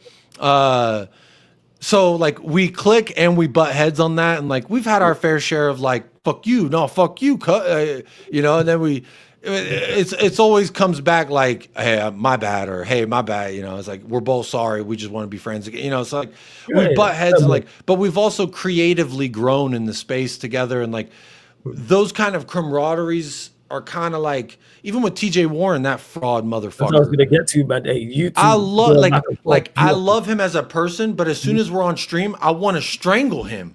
I want to strangle, and it's like a lot of it is to do with obviously Arsenal versus Tottenham, but like he's a character that like you enjoy talking to and talking shit to, like Staffy, like Hussam, like a lot, I don't know, maybe it's just something wrong with me. I just enjoy talking shit to people I like. And that's kind of how it started. And then like TJ and I have a good respect for each other, but then also a good amount of disrespect for each other. The previous one. I love it, yo. YouTube on stream going back and forth is great. It is A1. It's very Tom and Jerry. It's A1. Very like, and it's of course, it's on site. Yeah, it is on site, and it literally we could be on the same side, and then the flip of a switch, I'm just like, go fuck yourself, and that's the beauty is when you can find people that understand you. Like TJ understands me, so I can be me. You know what I'm saying? Like you understand me, I can be me. Staffy understands me, I can be me. Sometimes it's going to lead to us butting heads, but I can still be me. You know what I mean? Like it's that friendship. I don't know. I'm like I said, my main thing is with my kids, and then after that is with my wife, and then after that it's like, who am I? What am I doing? And like bantering. Competitive nature, all that shit is a large part of who I am. Younger brother, man, I always lost in every video game I played. So like that's made me hate losing in anything. And it's like, people who can understand that like I may sound angry, I may be calling you a dirty piece of shit right now, but I actually care about you. So it's not that deep kind of a thing. Like when people understand you, then like it's easier to enjoy what you're doing. And I guess that kind of ties into like doing the shows. Like it became at first, like I want to get my name and face out there, but once someone subscribed, they know your name, they know your face. They either tune in or they don't, or they sometimes do when it works for them. And, people watch at all different times for all different type of reasons. And for me, again, it was always about intent. What show am I going to do, and what is my intent? Like, am I trying to go onto the Football Terrace so people hear me or see me or subscribe to me? Or am I trying to go on the Football Terrace to give an opinion that maybe I haven't heard from a Tottenham fan? And that's what I try to do anytime you see me on the Football Terrace. I'm not going to be doing the Hyungmin Hung dad. I may drop a little, couple wet jokes in here and there, but shit. Yeah, I may do that, but I keep it more like presenter, but also here's my opinion on the football specifically, because it's such a large audience that I want to make sure somebody is saying how I feel about it. And if no one's going to fucking do it, I'll fucking do it. And that's kind of how it started with the Football Terrace. It was like, I just felt like these people were going on there and just shitting on, and maybe it was Antonio Conte at the time. And I just remember being like, this manager was given such shit. He said, I need Bastoni, and we got him Clement Longley on loan. And I remember just like, no one's mentioning that. They're just saying how shit we are. We're supposed to be defensive and we're conceding these goals. And it's like, with Clement Longley and Eric Dyer and Japhet Tanganga and Davinson Sanchez and Matt Doherty, these names make me want to throw up. But no one want to talk about that. They just want to shit on the manager. And that's the repetitive cycle of Tottenham fans in general. It's not going my way, manager out. It's not, and there was a period where we didn't fucking start and finish a damn season until Ainge, but before Ainge was Poch. When you start a season and end the season with the same manager. We had a goddamn two-headed monster with Stellini and Ryan Mason, and people were talking about let Ryan cook. Let Ryan fuck off. Motherfucker's afraid to leave the vicinity because of that head injury. I don't know. He's got like a shock collar on. We don't let him leave. I don't know. But in regards to it, was there any content creators who you was watching that reached out to you and you was like, right, that's cool, or such and such? Were you surprised by somebody knowing you? Or surprised like, oh, I managed to link up with someone? I would say the first name that like...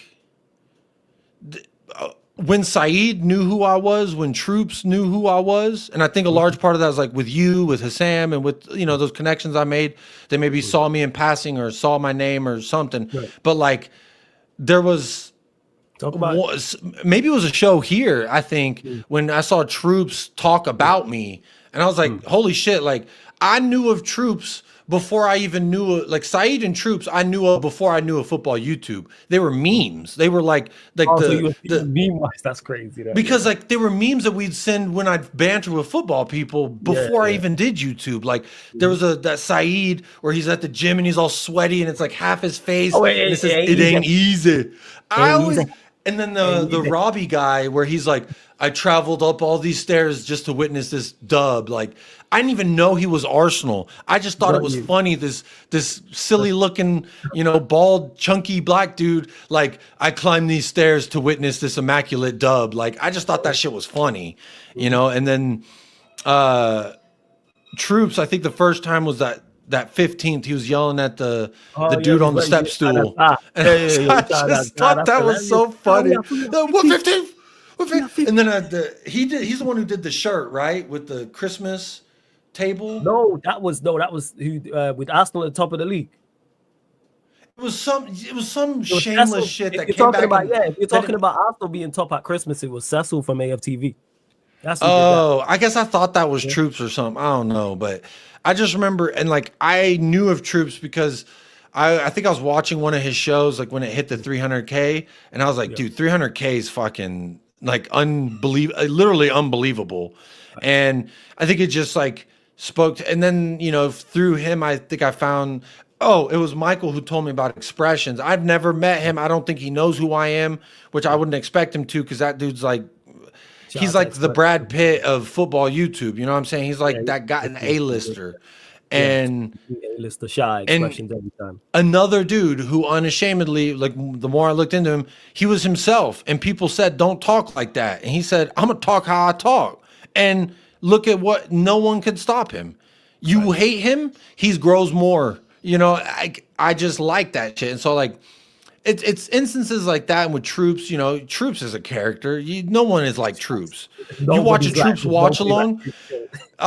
There's so many memes. I mean, I don't have enough storage data for all the Troops memes and videos. Take your time with it. Oh my God. It's like, he's a character. And even when it's not a watch along, like watch alongs bring out something in you. And when I did watch alongs, I didn't for a while because I didn't want to I felt like me watching the game with my son was like my thing for me. And then I don't know how, I think I just did one and people were like, you're fucking crazy. And I was like, that's how I am during a game.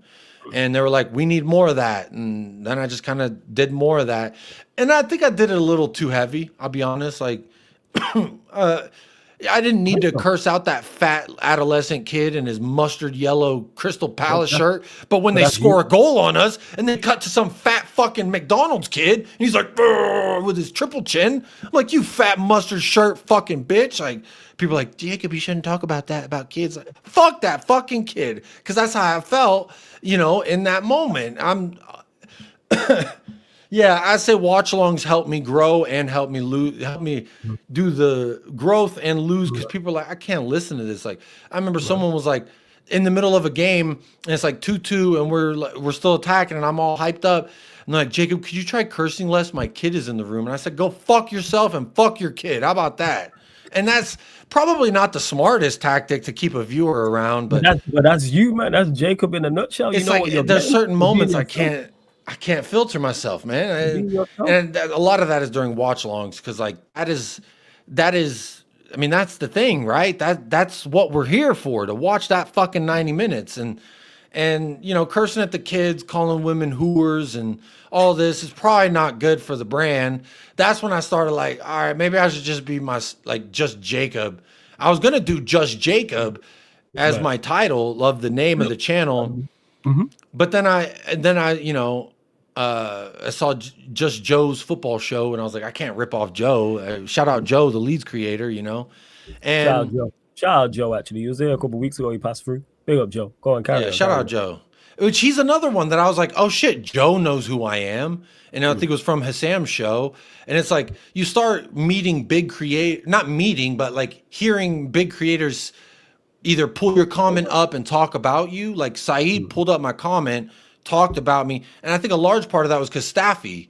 And Staffy is the one who convinced Hussam to give me a chance. And like, so Staffy, like, you know, at one point we were on the same amount of subscribers. Then my daughter was born and I took a couple months off That's big and time. he What the just kept fuck? growing and growing. And I was like, hell yeah. Like, but then it's almost like a reflection of what my channel could have gone through if I had not taken a paternity break. But, You gotta do what you you know, gotta do, man. yeah. And that's, you know, coming back from taking that break and the channel kind of stagnating in growth, like to me, it's understandable and a little demoralizing. However, again, I go back to intent. What is my intent here? Is my intent to have a certain number that aesthetically I think other people will respect? Or is my intent to enjoy myself when I'm stepping away from my main shit, which is my family? Yep. And to a large part, the more I stay with that intent, the more I enjoy it, the more I can laugh. And, you know, I don't want to keep going back down, you know, to too much recent history, but with last year especially, like I a lot of like I wasn't liking a lot of it. I wasn't enjoying, you know, the watch alongs were shit because all the people I would get in my chat were to laugh at me because I supported Ainge. Ugh, heaven forbid you fucking blame a player for fucking up the 25 chances in front of goal. And you blame the guy who helped the tactics to create those 25 chances in front of goal. But because Brennan Johnson and goddamn Richarlison and Timo Werner can't score one of the 27 provided, now that's Ainge's fault. Okay, he wanted Timo Werner. And it's just like, I started getting so annoyed with like the counter argument against me was like, you're an Ainge sexual, which is apparently a new sexual orientation based off of a man from Australia, which I would assume just would make me gay if we're going down that route. But I'll be honest, like, there's no attraction there. I just liked, again, the way he talked. I am me. I'm going to do my shit. Fuck the media. I worked in media and I seen how media treat managers, coaches, players, and people. They're trying to get a headline. And it's unfortunate that people like Ainge are the ones who will get those headlines because he's himself, because he's not this PR answer guy. Like it's making the rounds right now what he recently said. If you stick with me long enough, it only ends one way. God damn it, that's with a trophy. And I'll tell you what, he's so fucking right because we stuck with it and we look at. You want to do? And it's like, what?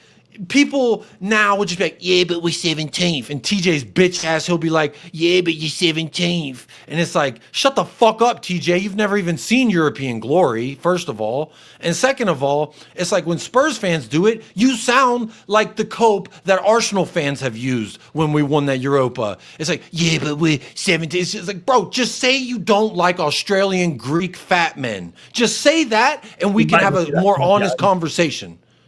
Just say this dude fucked your mom or something and you're worried about like the way that looks and the ramification. Because people hate Ainge. Like he shitted in their living room and then laughed at him at dinner. Like he don't know you, but he gave you the greatest honor we've had in 40 plus years. And then people disrespect that. And it's like, again, I thought what he said today was spot on. If you're looking back at his European win and just harping on the 17th, you're just looking at it through the singular prism of he doesn't belong here. He's not one of us. And it's the same shit that he got that people like me and people who come from a different geolocation than goddamn tea and crumpet. What longitude, latitude is tea, crumpet, and mashed pie. What? Yeah, mashed potatoes not nice. Shout out tea and crumpets though. Not gonna lie. I don't even know what a crumpet is. You know, I'm telling you now. Crumpets ain't even that nice. Shout out to you though. Yeah. Crumpets is kind of like, you know what? I'll just show you. It's nothing special to be honest. Crumpet. It's like a cracker, like a wafer of some kind. Nah, because it's not even a crack. Because it's. I was gonna say something. It's kind of like too Paulsworthy. I'll just show you. Like I'll just show you. I don't know the best way to describe it, but yes, that's a crumpet. Wait. Oh, it's like a biscuit. Yeah, but it's. No, actually, we have those. In America, we call those English muffins. Yeah, so it probably is. It's crazy how you lot call them English I like that. You put a little butter and some. I make them in a sandwich. I make them as like I use them as a bread for the sandwich. I fuck with crumpets. All right, when I go to the UK, I'm gonna get some motherfucking crumpets. Yeah, crumpets. Do they have crumpet breakfast sandwiches? No, it's not a sandwich. It's just by itself. Like you put butter on it or you can put things on it, but it's not a sandwich. Because the English muffin, it's like when you open it, looks just like that. And then that's where I put the egg, sausage, cheese, hot sauce, jalapenos. Anyway, It is but very, it is similar. I've just Googled English muffin. It is very, very similar. yeah, but that's Yeah. like it's meant to But be. muffin is Maybe that's more, just an muffin is American like, thing. We put everything in between two buns. yeah, yeah. Yeah, you know what I'm talking about. Anyway,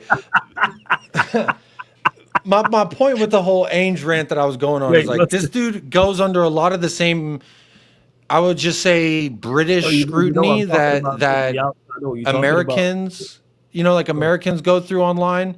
It's like, oh, why would I listen to yesterday even on American Waffle? I got anyone who wears a bandana can't know anything about football. I'm like, okay, this first of all is not a bandana. It's not, because a bandana is a singular square piece of cloth that you fold and then tie into. This isn't a tie. This is a fucking headband. It's a There's a headband. It's difference. not a So bandana. like, you start.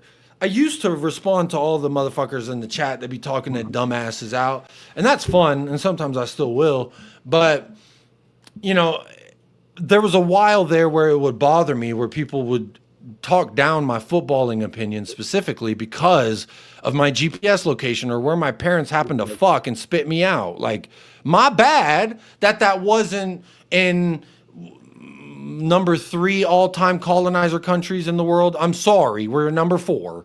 But it's, to me, interesting because when you look at the facts, they hate you for saying the word soccer, yet they're the ones who invented it. They say they're the only ones who know about this, that, and the other, but you ain't won a World Cup since the 60s. And that's when Tottenham won the goddamn Premiership. So what are we talking about that they know better? And then you look at all the best players in the league, and they ain't from fucking England. And then I have all these bald-headed dudes the shape of Jigglypuff talking about, you don't know what you're talking about, mate. You've never been down High Road in Highbury whenever the fucking flares are going and you've got Crimbly Croblet all across the street calling you a wanker. It's like, yeah, but I got your fat, ugly ass talking shit, so what's up? You know what I mean? Like, I just don't get this, like, if you're not English, you don't get it. It's like, bitch, I got 2 eyes, and it's called the world sport for a reason. There's kids in Africa who don't even have a TV who probably know more about football because they play it more and they are into it more. And like, that's what I'm saying. Like, you can't, and that goes into like the big picture of a lot of who I am. Like, I don't like this.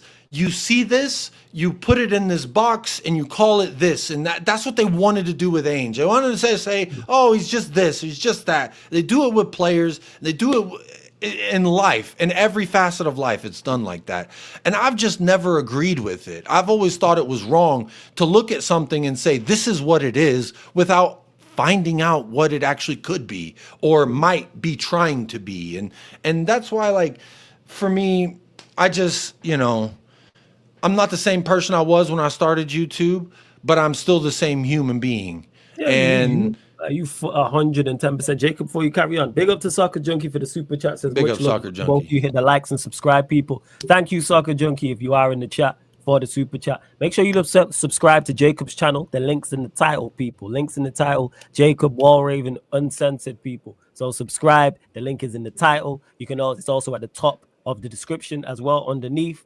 And on top of that, you can just go to the YouTube search bar and type in Jacob Wallraven Uncensored. But yeah, Jacob, what I was going to ask was, you mentioned there about not enjoying it anymore. So what was that like in regards to, well, not what was it like? What got you out of that to the point where you started enjoying content again? How long was that period of time? Because you was like, you weren't enjoying watch alongs. Was you still enjoying going on other people's shows, or that slowed down as well? I enjoyed everyone's show that wasn't Tottenham. I enjoyed going on shows where I could talk about Tottenham without Tottenham fans being in the chat 100%. It's 5%, 10%, 20%, whatever. But I started only enjoying shows that weren't either a Tottenham specific channel or B, like, obviously, like, when we lose to a team or something, like, we are a hot topic on the channels that have a panel of every club rep, and that was still fine for me. But like, it was just, I kind of got to a point where, like, I'm so busy in life and I'm so stressed in my life to just plan this 2-hour break for myself while also helping my wife get a break who just got off work. Like she gets off work. And I'm like, here's the kids. Last 2 days I just passed out, but it used to be, here's the kids. I got a show to do. Here's the kids. I got to go stream. And then I'm doing that, and then I was working at night, and then sometimes at night I would work and then come home and stream because I couldn't squeeze it in before work. So then I would come home, and then I'm not going to bed till 1, 2, 3 in the morning, and then I'm fucked the next day. And it's just like it was kind of a snowball effect of like really not good for my physical health, let alone my mental health. Whenever I'm that stressed, now I'm sitting in front of the camera like, all right, I'm about to go live, and I'm like not in a good mood because my wife's getting mad at me, my kid's been on my ass all day, and I'm, the house isn't clean enough, and I got all this other shit to do, and then I got work later, and then it's just like, am I even going to enjoy this next hour and a half? It was just like another task at a certain point.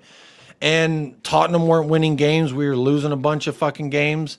And it was like the only joy was like Europe is still alive. We still got a chance for Europe. And like that was like the thing that kept me hanging on. And I'll be honest, like it was in that moment, it was like a lot of this is what it's all been for, all the heartbreak, all when we won that trophy. And like I didn't mean to cry on camera, but I'm fucking crying. Michael's FaceTiming me. He's crying. And we're like, dude, we fucking did it. Like we've dreamed of this for years. And it's just such a special moment, but it was also a middle finger to everybody who said Ainge wouldn't do shit here. Ainge couldn't do it. Ainge wasn't this. Ainge wasn't that, and blah, blah, blah, blah, blah. And all that was just like a big fuck you. Now suck on Big Bertha's trophy. How about that?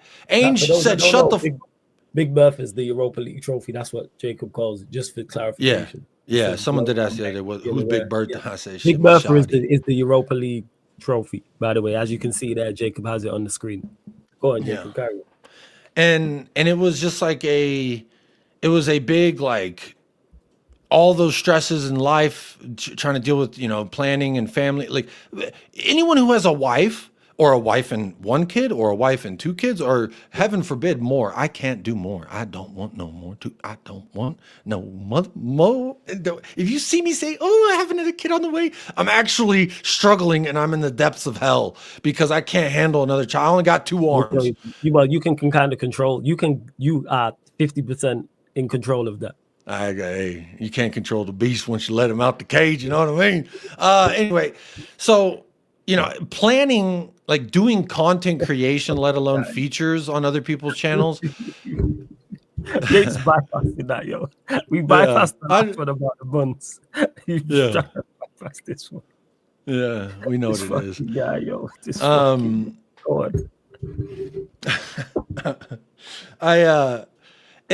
one of those, like, I don't even remember the question. I'm trying to rein it back in now because I'm thinking about, heaven forbid, if I have another kid, I'm fucked. You don't have another kid, man. Yo, it's this one, man. She's a terrorist. Shout out to Jacob's kids, man. You know what I'm saying? But like I said, it's so stressful that it's like your kid. You are a complete terror. So it's no surprise that your child is a product of you. Is the same way.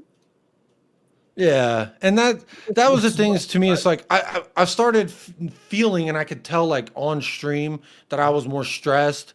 I had a few people in the chat that have been watching, for years. That Jacob, you seem a little stressed, and it's like, yeah, motherfucker, I'm stressed, and it's like, and we're losing, and it's like I'm fighting a losing battle by being like, there's still something here that we can appreciate. And so it just kind of seemed like I was losing on all fronts, and I became really bitter and like not enjoying it. And even to a degree, like when Ainge got sacked, it was like them giving their middle finger back to me after the Europa, like, haha, Jacob, haha. And it was still, the ultimate card that I have in my back pocket is, how many European trophies have you seen in your life?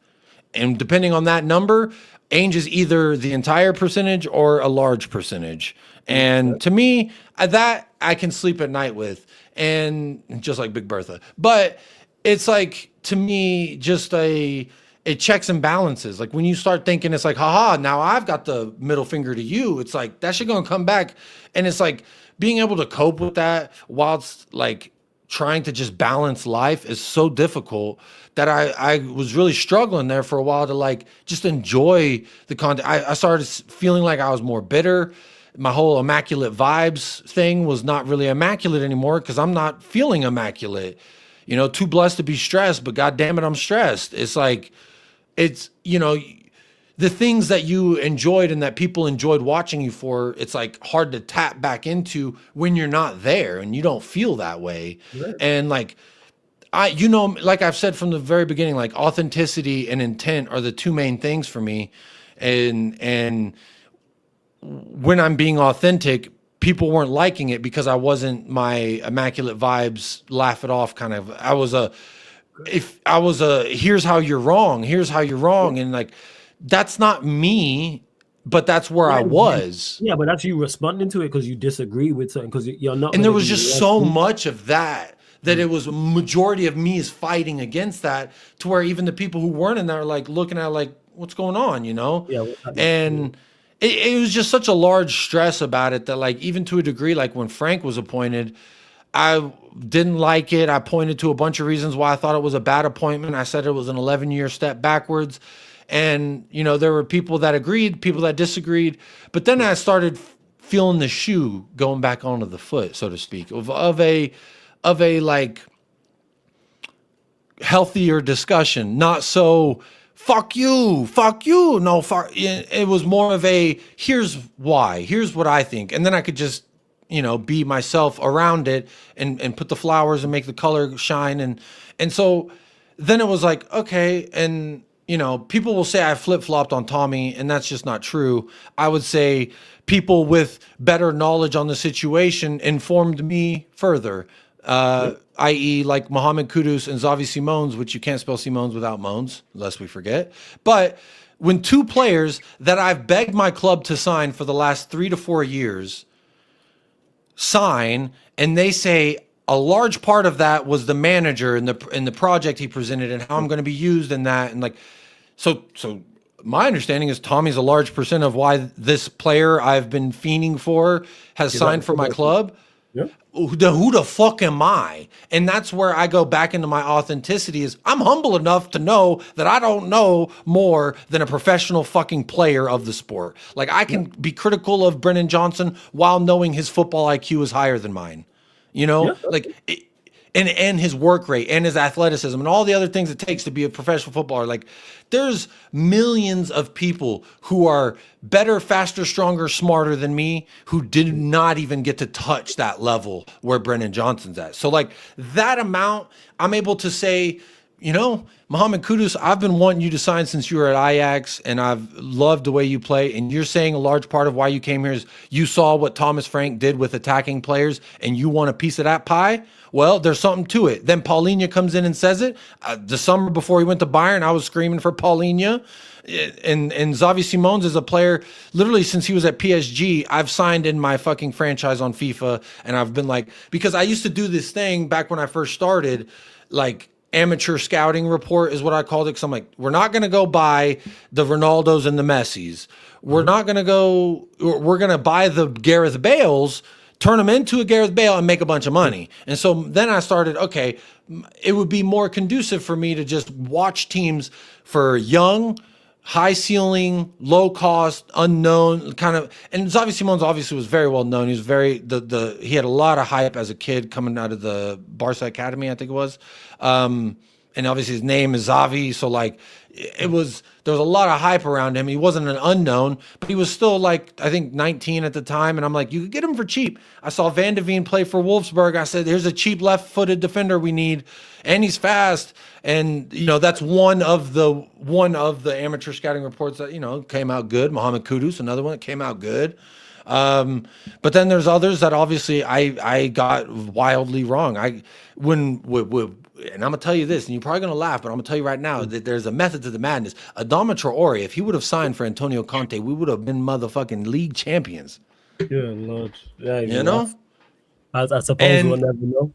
Go on. Because I felt like with Kane's ability, Son's ability, they're just attracting so much pressure in that front line. If you have a speed demon that is a threat on the right-hand side, just running down the right, just pulling that is going to free up space for Kane and Son to work together. It's kind of how I saw it.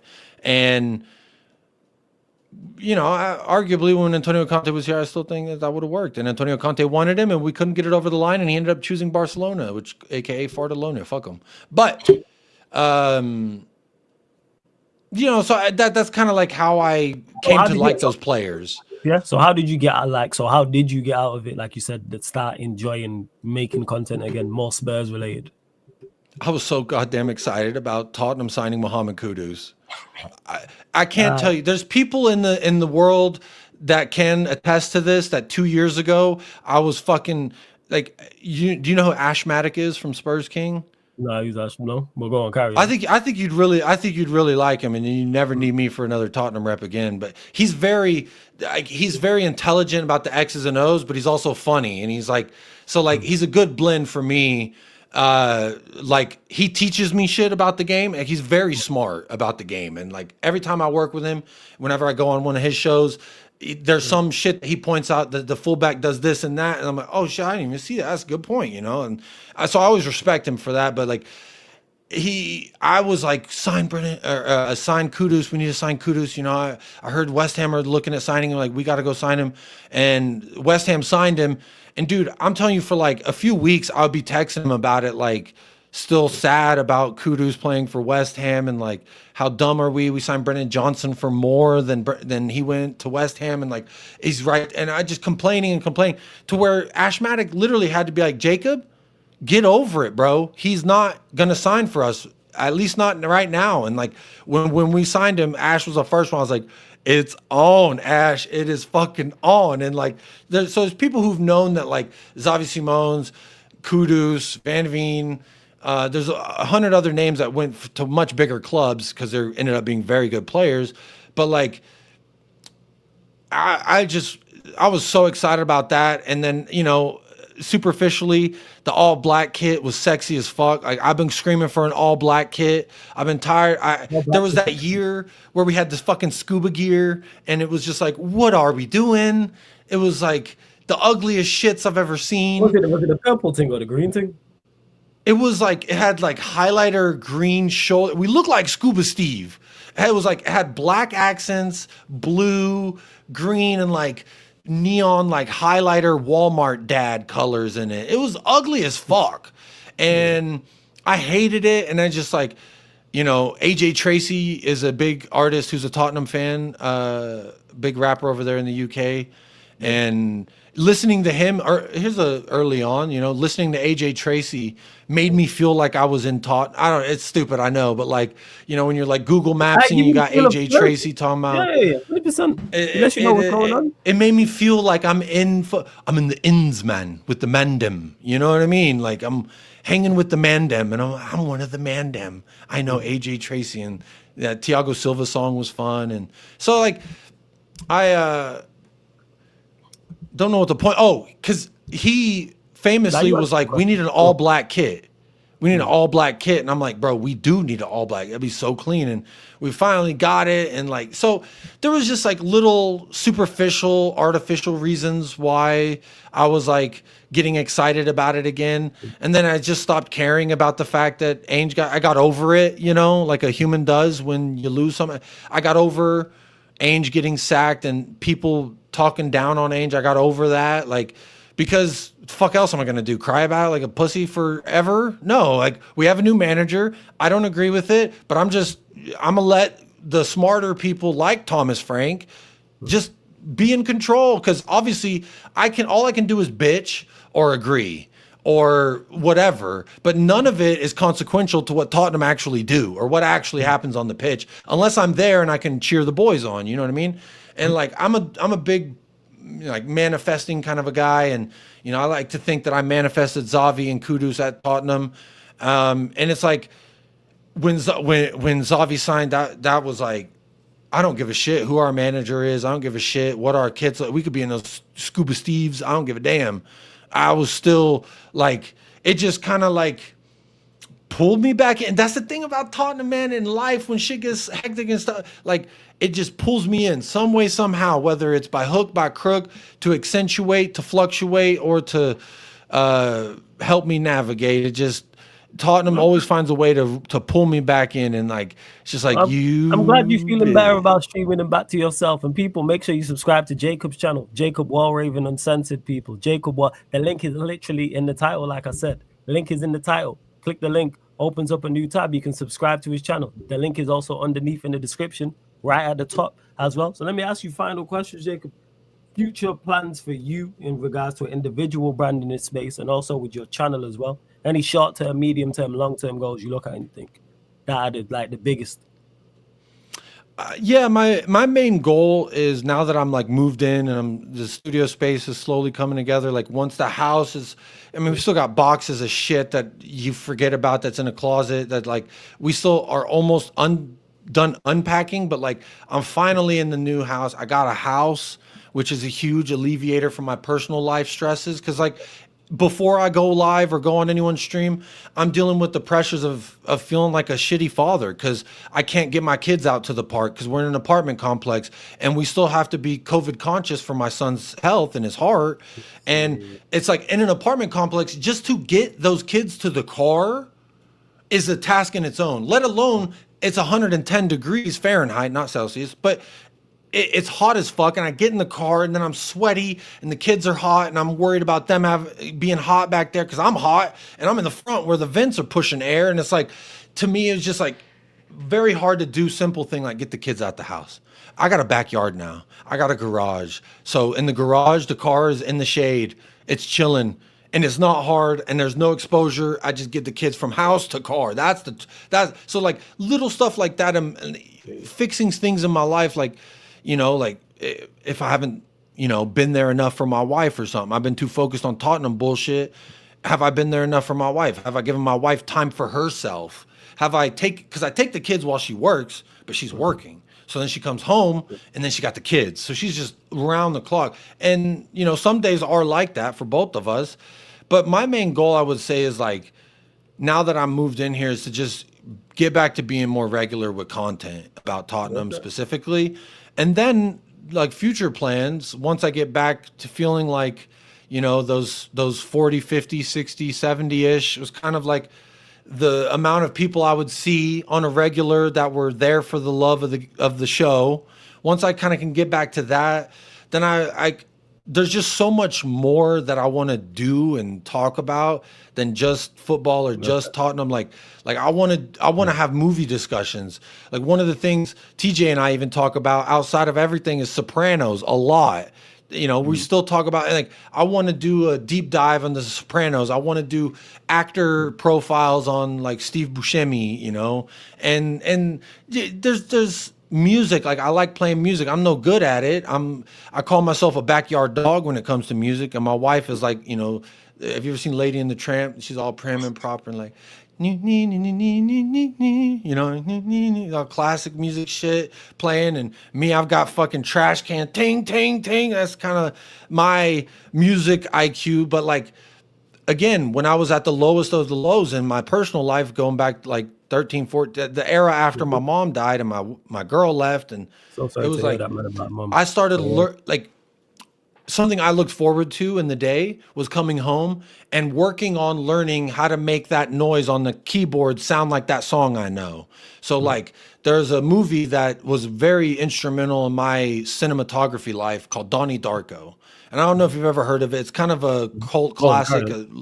It's one of Jake Gyllenhaal's very early films, and it just opened my eyes to how you can tell story without words. How you can tell, there's words obviously, but like they use the accompaniment of the soundtrack with the visual framing of a shot and the length of shots and like the timing, like all of it it was just so poetic, and I didn't understand it at all. That I was like, I want to understand this, and I watch it again, and then I would go back and I'm researching. It just changed how I viewed movies as a young kid, and there was a specific song in there, and I forget the title of it, but I could tell you, do do do do do do do, and like I just wanted to replicate that noise. I just thought that would help me feel better in the moment. It's like that. And then I started learning all types of songs. Then I started getting laid because I could fucking play that Beyonce Halo song, and that girl really liked it. Now she DMing me, bitch didn't want me 3 months ago, but now I got uploaded a Halo video on motherfucking Instagram. You talking about? I always thought we were supposed to hook up, Jacob. Yeah, I bet you do. So anyway, like music and like learning music, like that's something I've brought a little bit to the channel. Some people fuck with it, some people don't, and it's. I'm not like a singer. I don't sing none. I'm not beat man. I'm not Timberland. I'm just me, man. I got a lot of interest. I just know what I know, and I know what I don't know, and I'm happy to learn. And that's kind of how I just the same thing with football. Like when it took Michael's fiance at the time to convince me to pull the trigger to start uploading our recording and uploading to Spotify was because we were on a call once and we were just talking about different stuff, and I just kind of felt like, who am I to talk about Tottenham? Like, I'm just a dude in Texas who's been watching since fucking Clint Dempsey joined. Like, what relevance and what substantial grounds is that to stand on to say this is my opinion and I didn't really feel like I had a right. And his fiance was just like, you love the club, you love it like my man loves it, that's all the right you need. And people are going to like it whether you've supported for 1 year, 5 years, 10 years, 50 years. They're going to like it because of you or not. And I was like, that's a good point. Kind of just gave me the feeling like, all right, I could do that. Love that. And we'll get to this from Soccer Junkie before we close out. Question for you both: what was the first YouTube channel you watched that made you want to watch more of their content? So I guess he's talking about, who was the first football content creator in the space that you watched and you was like, I want to watch more of their content? For me, two, I'd say seeing Troops on AFTV and then the Flex and Rant show on United Stand. They were the two. I wanted to see more of Troops' content, more of Flex and Rant's content as well.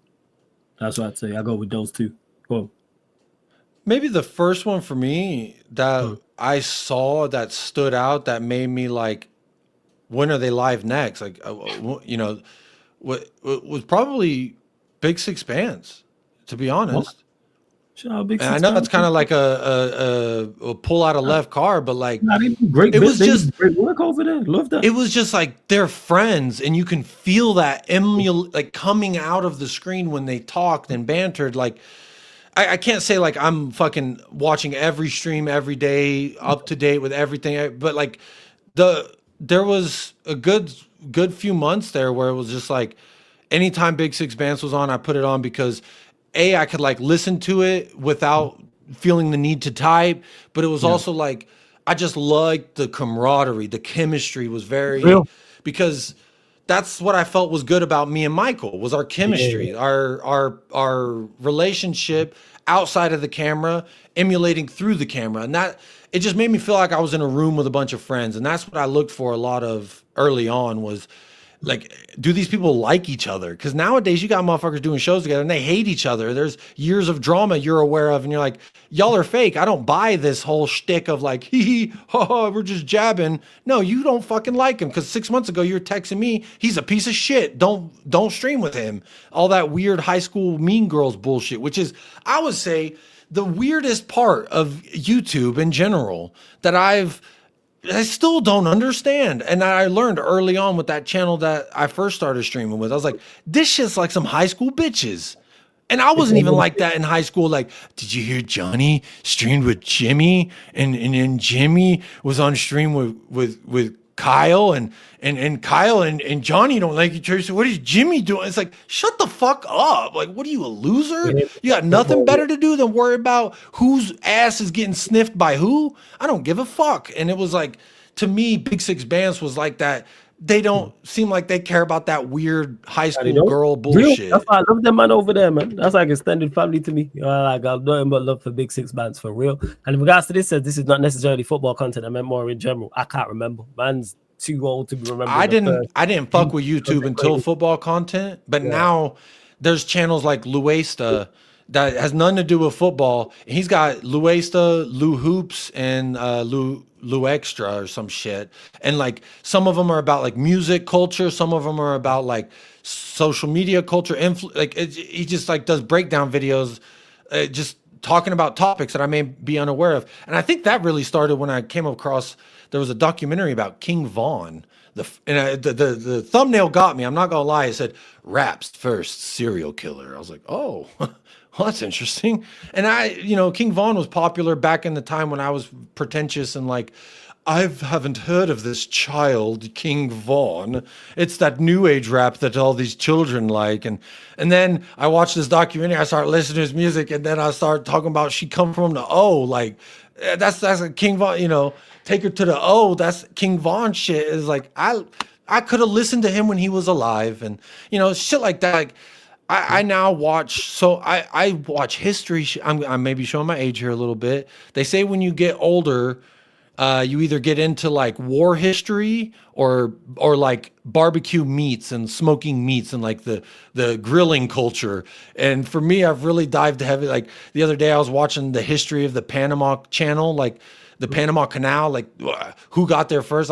I just learned about the Spanish Inquisitions in South America, what they did to Peru and Mexico and the Mayans and the Incans and all that shit. Like I'm learning about, and it's just like interesting stuff to listen to or look at. Like I've always been like a maps guy, and there's like a dude who does stuff like lessons based off of maps.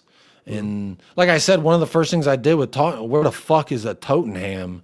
And then you start Google Street Viewing, and I'm like, oh shit, that'd be cool, and that I would say started in football for sure, and then kind of like leaked over. Now my algorithm, like if I refresh YouTube homepage right now, my algorithm's like mostly not. It's got Flawless on there. It's got a dude named Dire Trip, and it's like he got the title's like, he manipulated people into ending it all. And it's like, who is he? What is he talking about? And then everything wrong with Megan 2.0 and 25. So Cinema Sins, I like them because they're kind of goofy, silly, and like they point out production continuity issues. Like, why is there a boom mic there? Like in the last shot, we saw this and that was this. And he like makes jokes about it. It's like, that's funny because when I watch movies, that's how I am.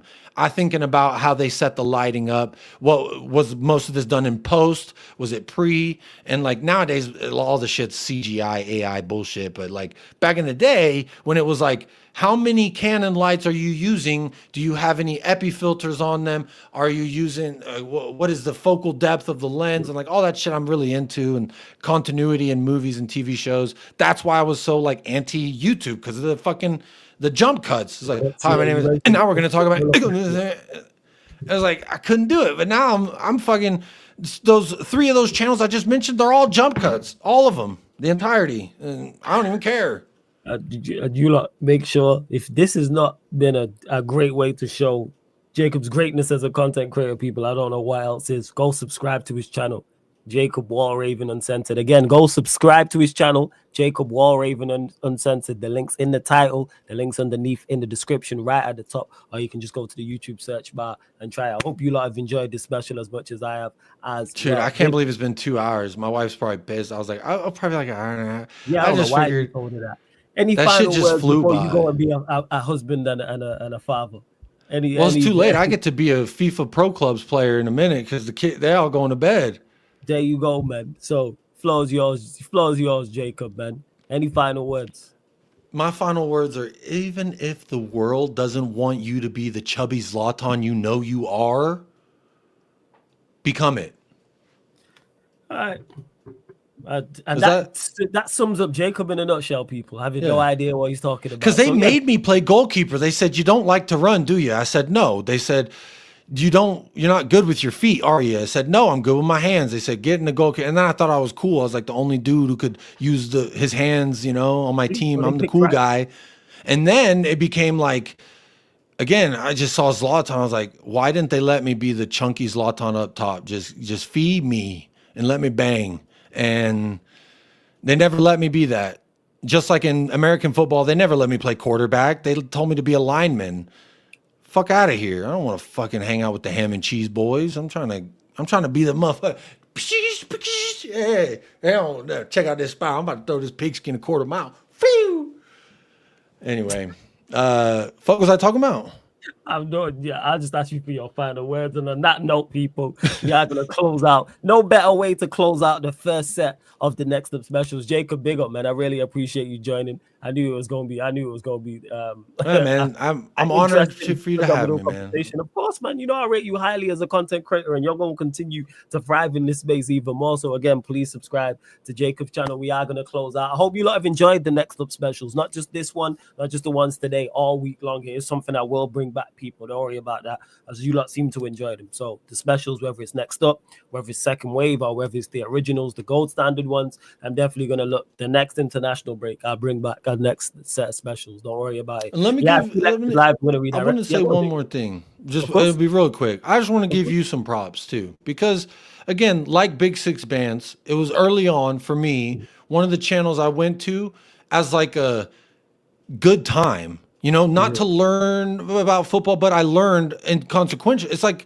the history videos. They're not fun on the surface to learn, but you start learning and you start enjoying. It's like when I was watching you and like you had anyone from a dude laying in bed and you see half his face on his phone camera to, you know, streaming with Saeed and with Troops, and you're like on these big channels. It's like just I feel like someone got to do this, but on a bigger scale for you, like Saeed, Troop, someone got to do this shit for you. Cause like for me, I will do a special. I am going to do a special at some point. Yes. And tell my whole backstory. Cause people say that to me all the time. Anytime I do special, be like, when you doing yours? Yes, I'm going to do mine 100%. Cause even the florists need to be given some flowers. You know what I mean? Especially from someone like my standpoint. Like I see it as you were instrumental in like the building blocks of how I understood YouTube and relationships while talking football, like type shit. And I'm not talking about girl related. I'm talking about like person to person on air. Like the way you talked to the guy with half a face on his phone camera laying in bed was the same way you talked to Saeed with 100,000 subscribers. So it's like, to me, that level of like, you are you, like that's just an example for me to not emulate, but like it just what's the word that validate. It just validates what I'm doing. It just looks, I'm not the only one that is unashamedly himself. Yes. And I'm sorry if it hurts your feelings, but this is who it is and what it is. And like, I like that. And I think someone got to give, because, you know, you do that for a lot of people. And before the Next Up, you had the, like, was it the gold one where you had like Troops on, the AFTV guys? That was the original. So the original I did, and then I did the second wave, and then I did another batch of the gold ones. So I did the originals with like, it was like Troops, Lee Gunner, Matisse was on there, Hussam, etc., Lewis. And then I did the second wave, which was like the second class. So Monts was on there, Northside was on there, Judge Mo was on there, people like that. And then I did another gold standard one where I had Turkish and Lee Judges on.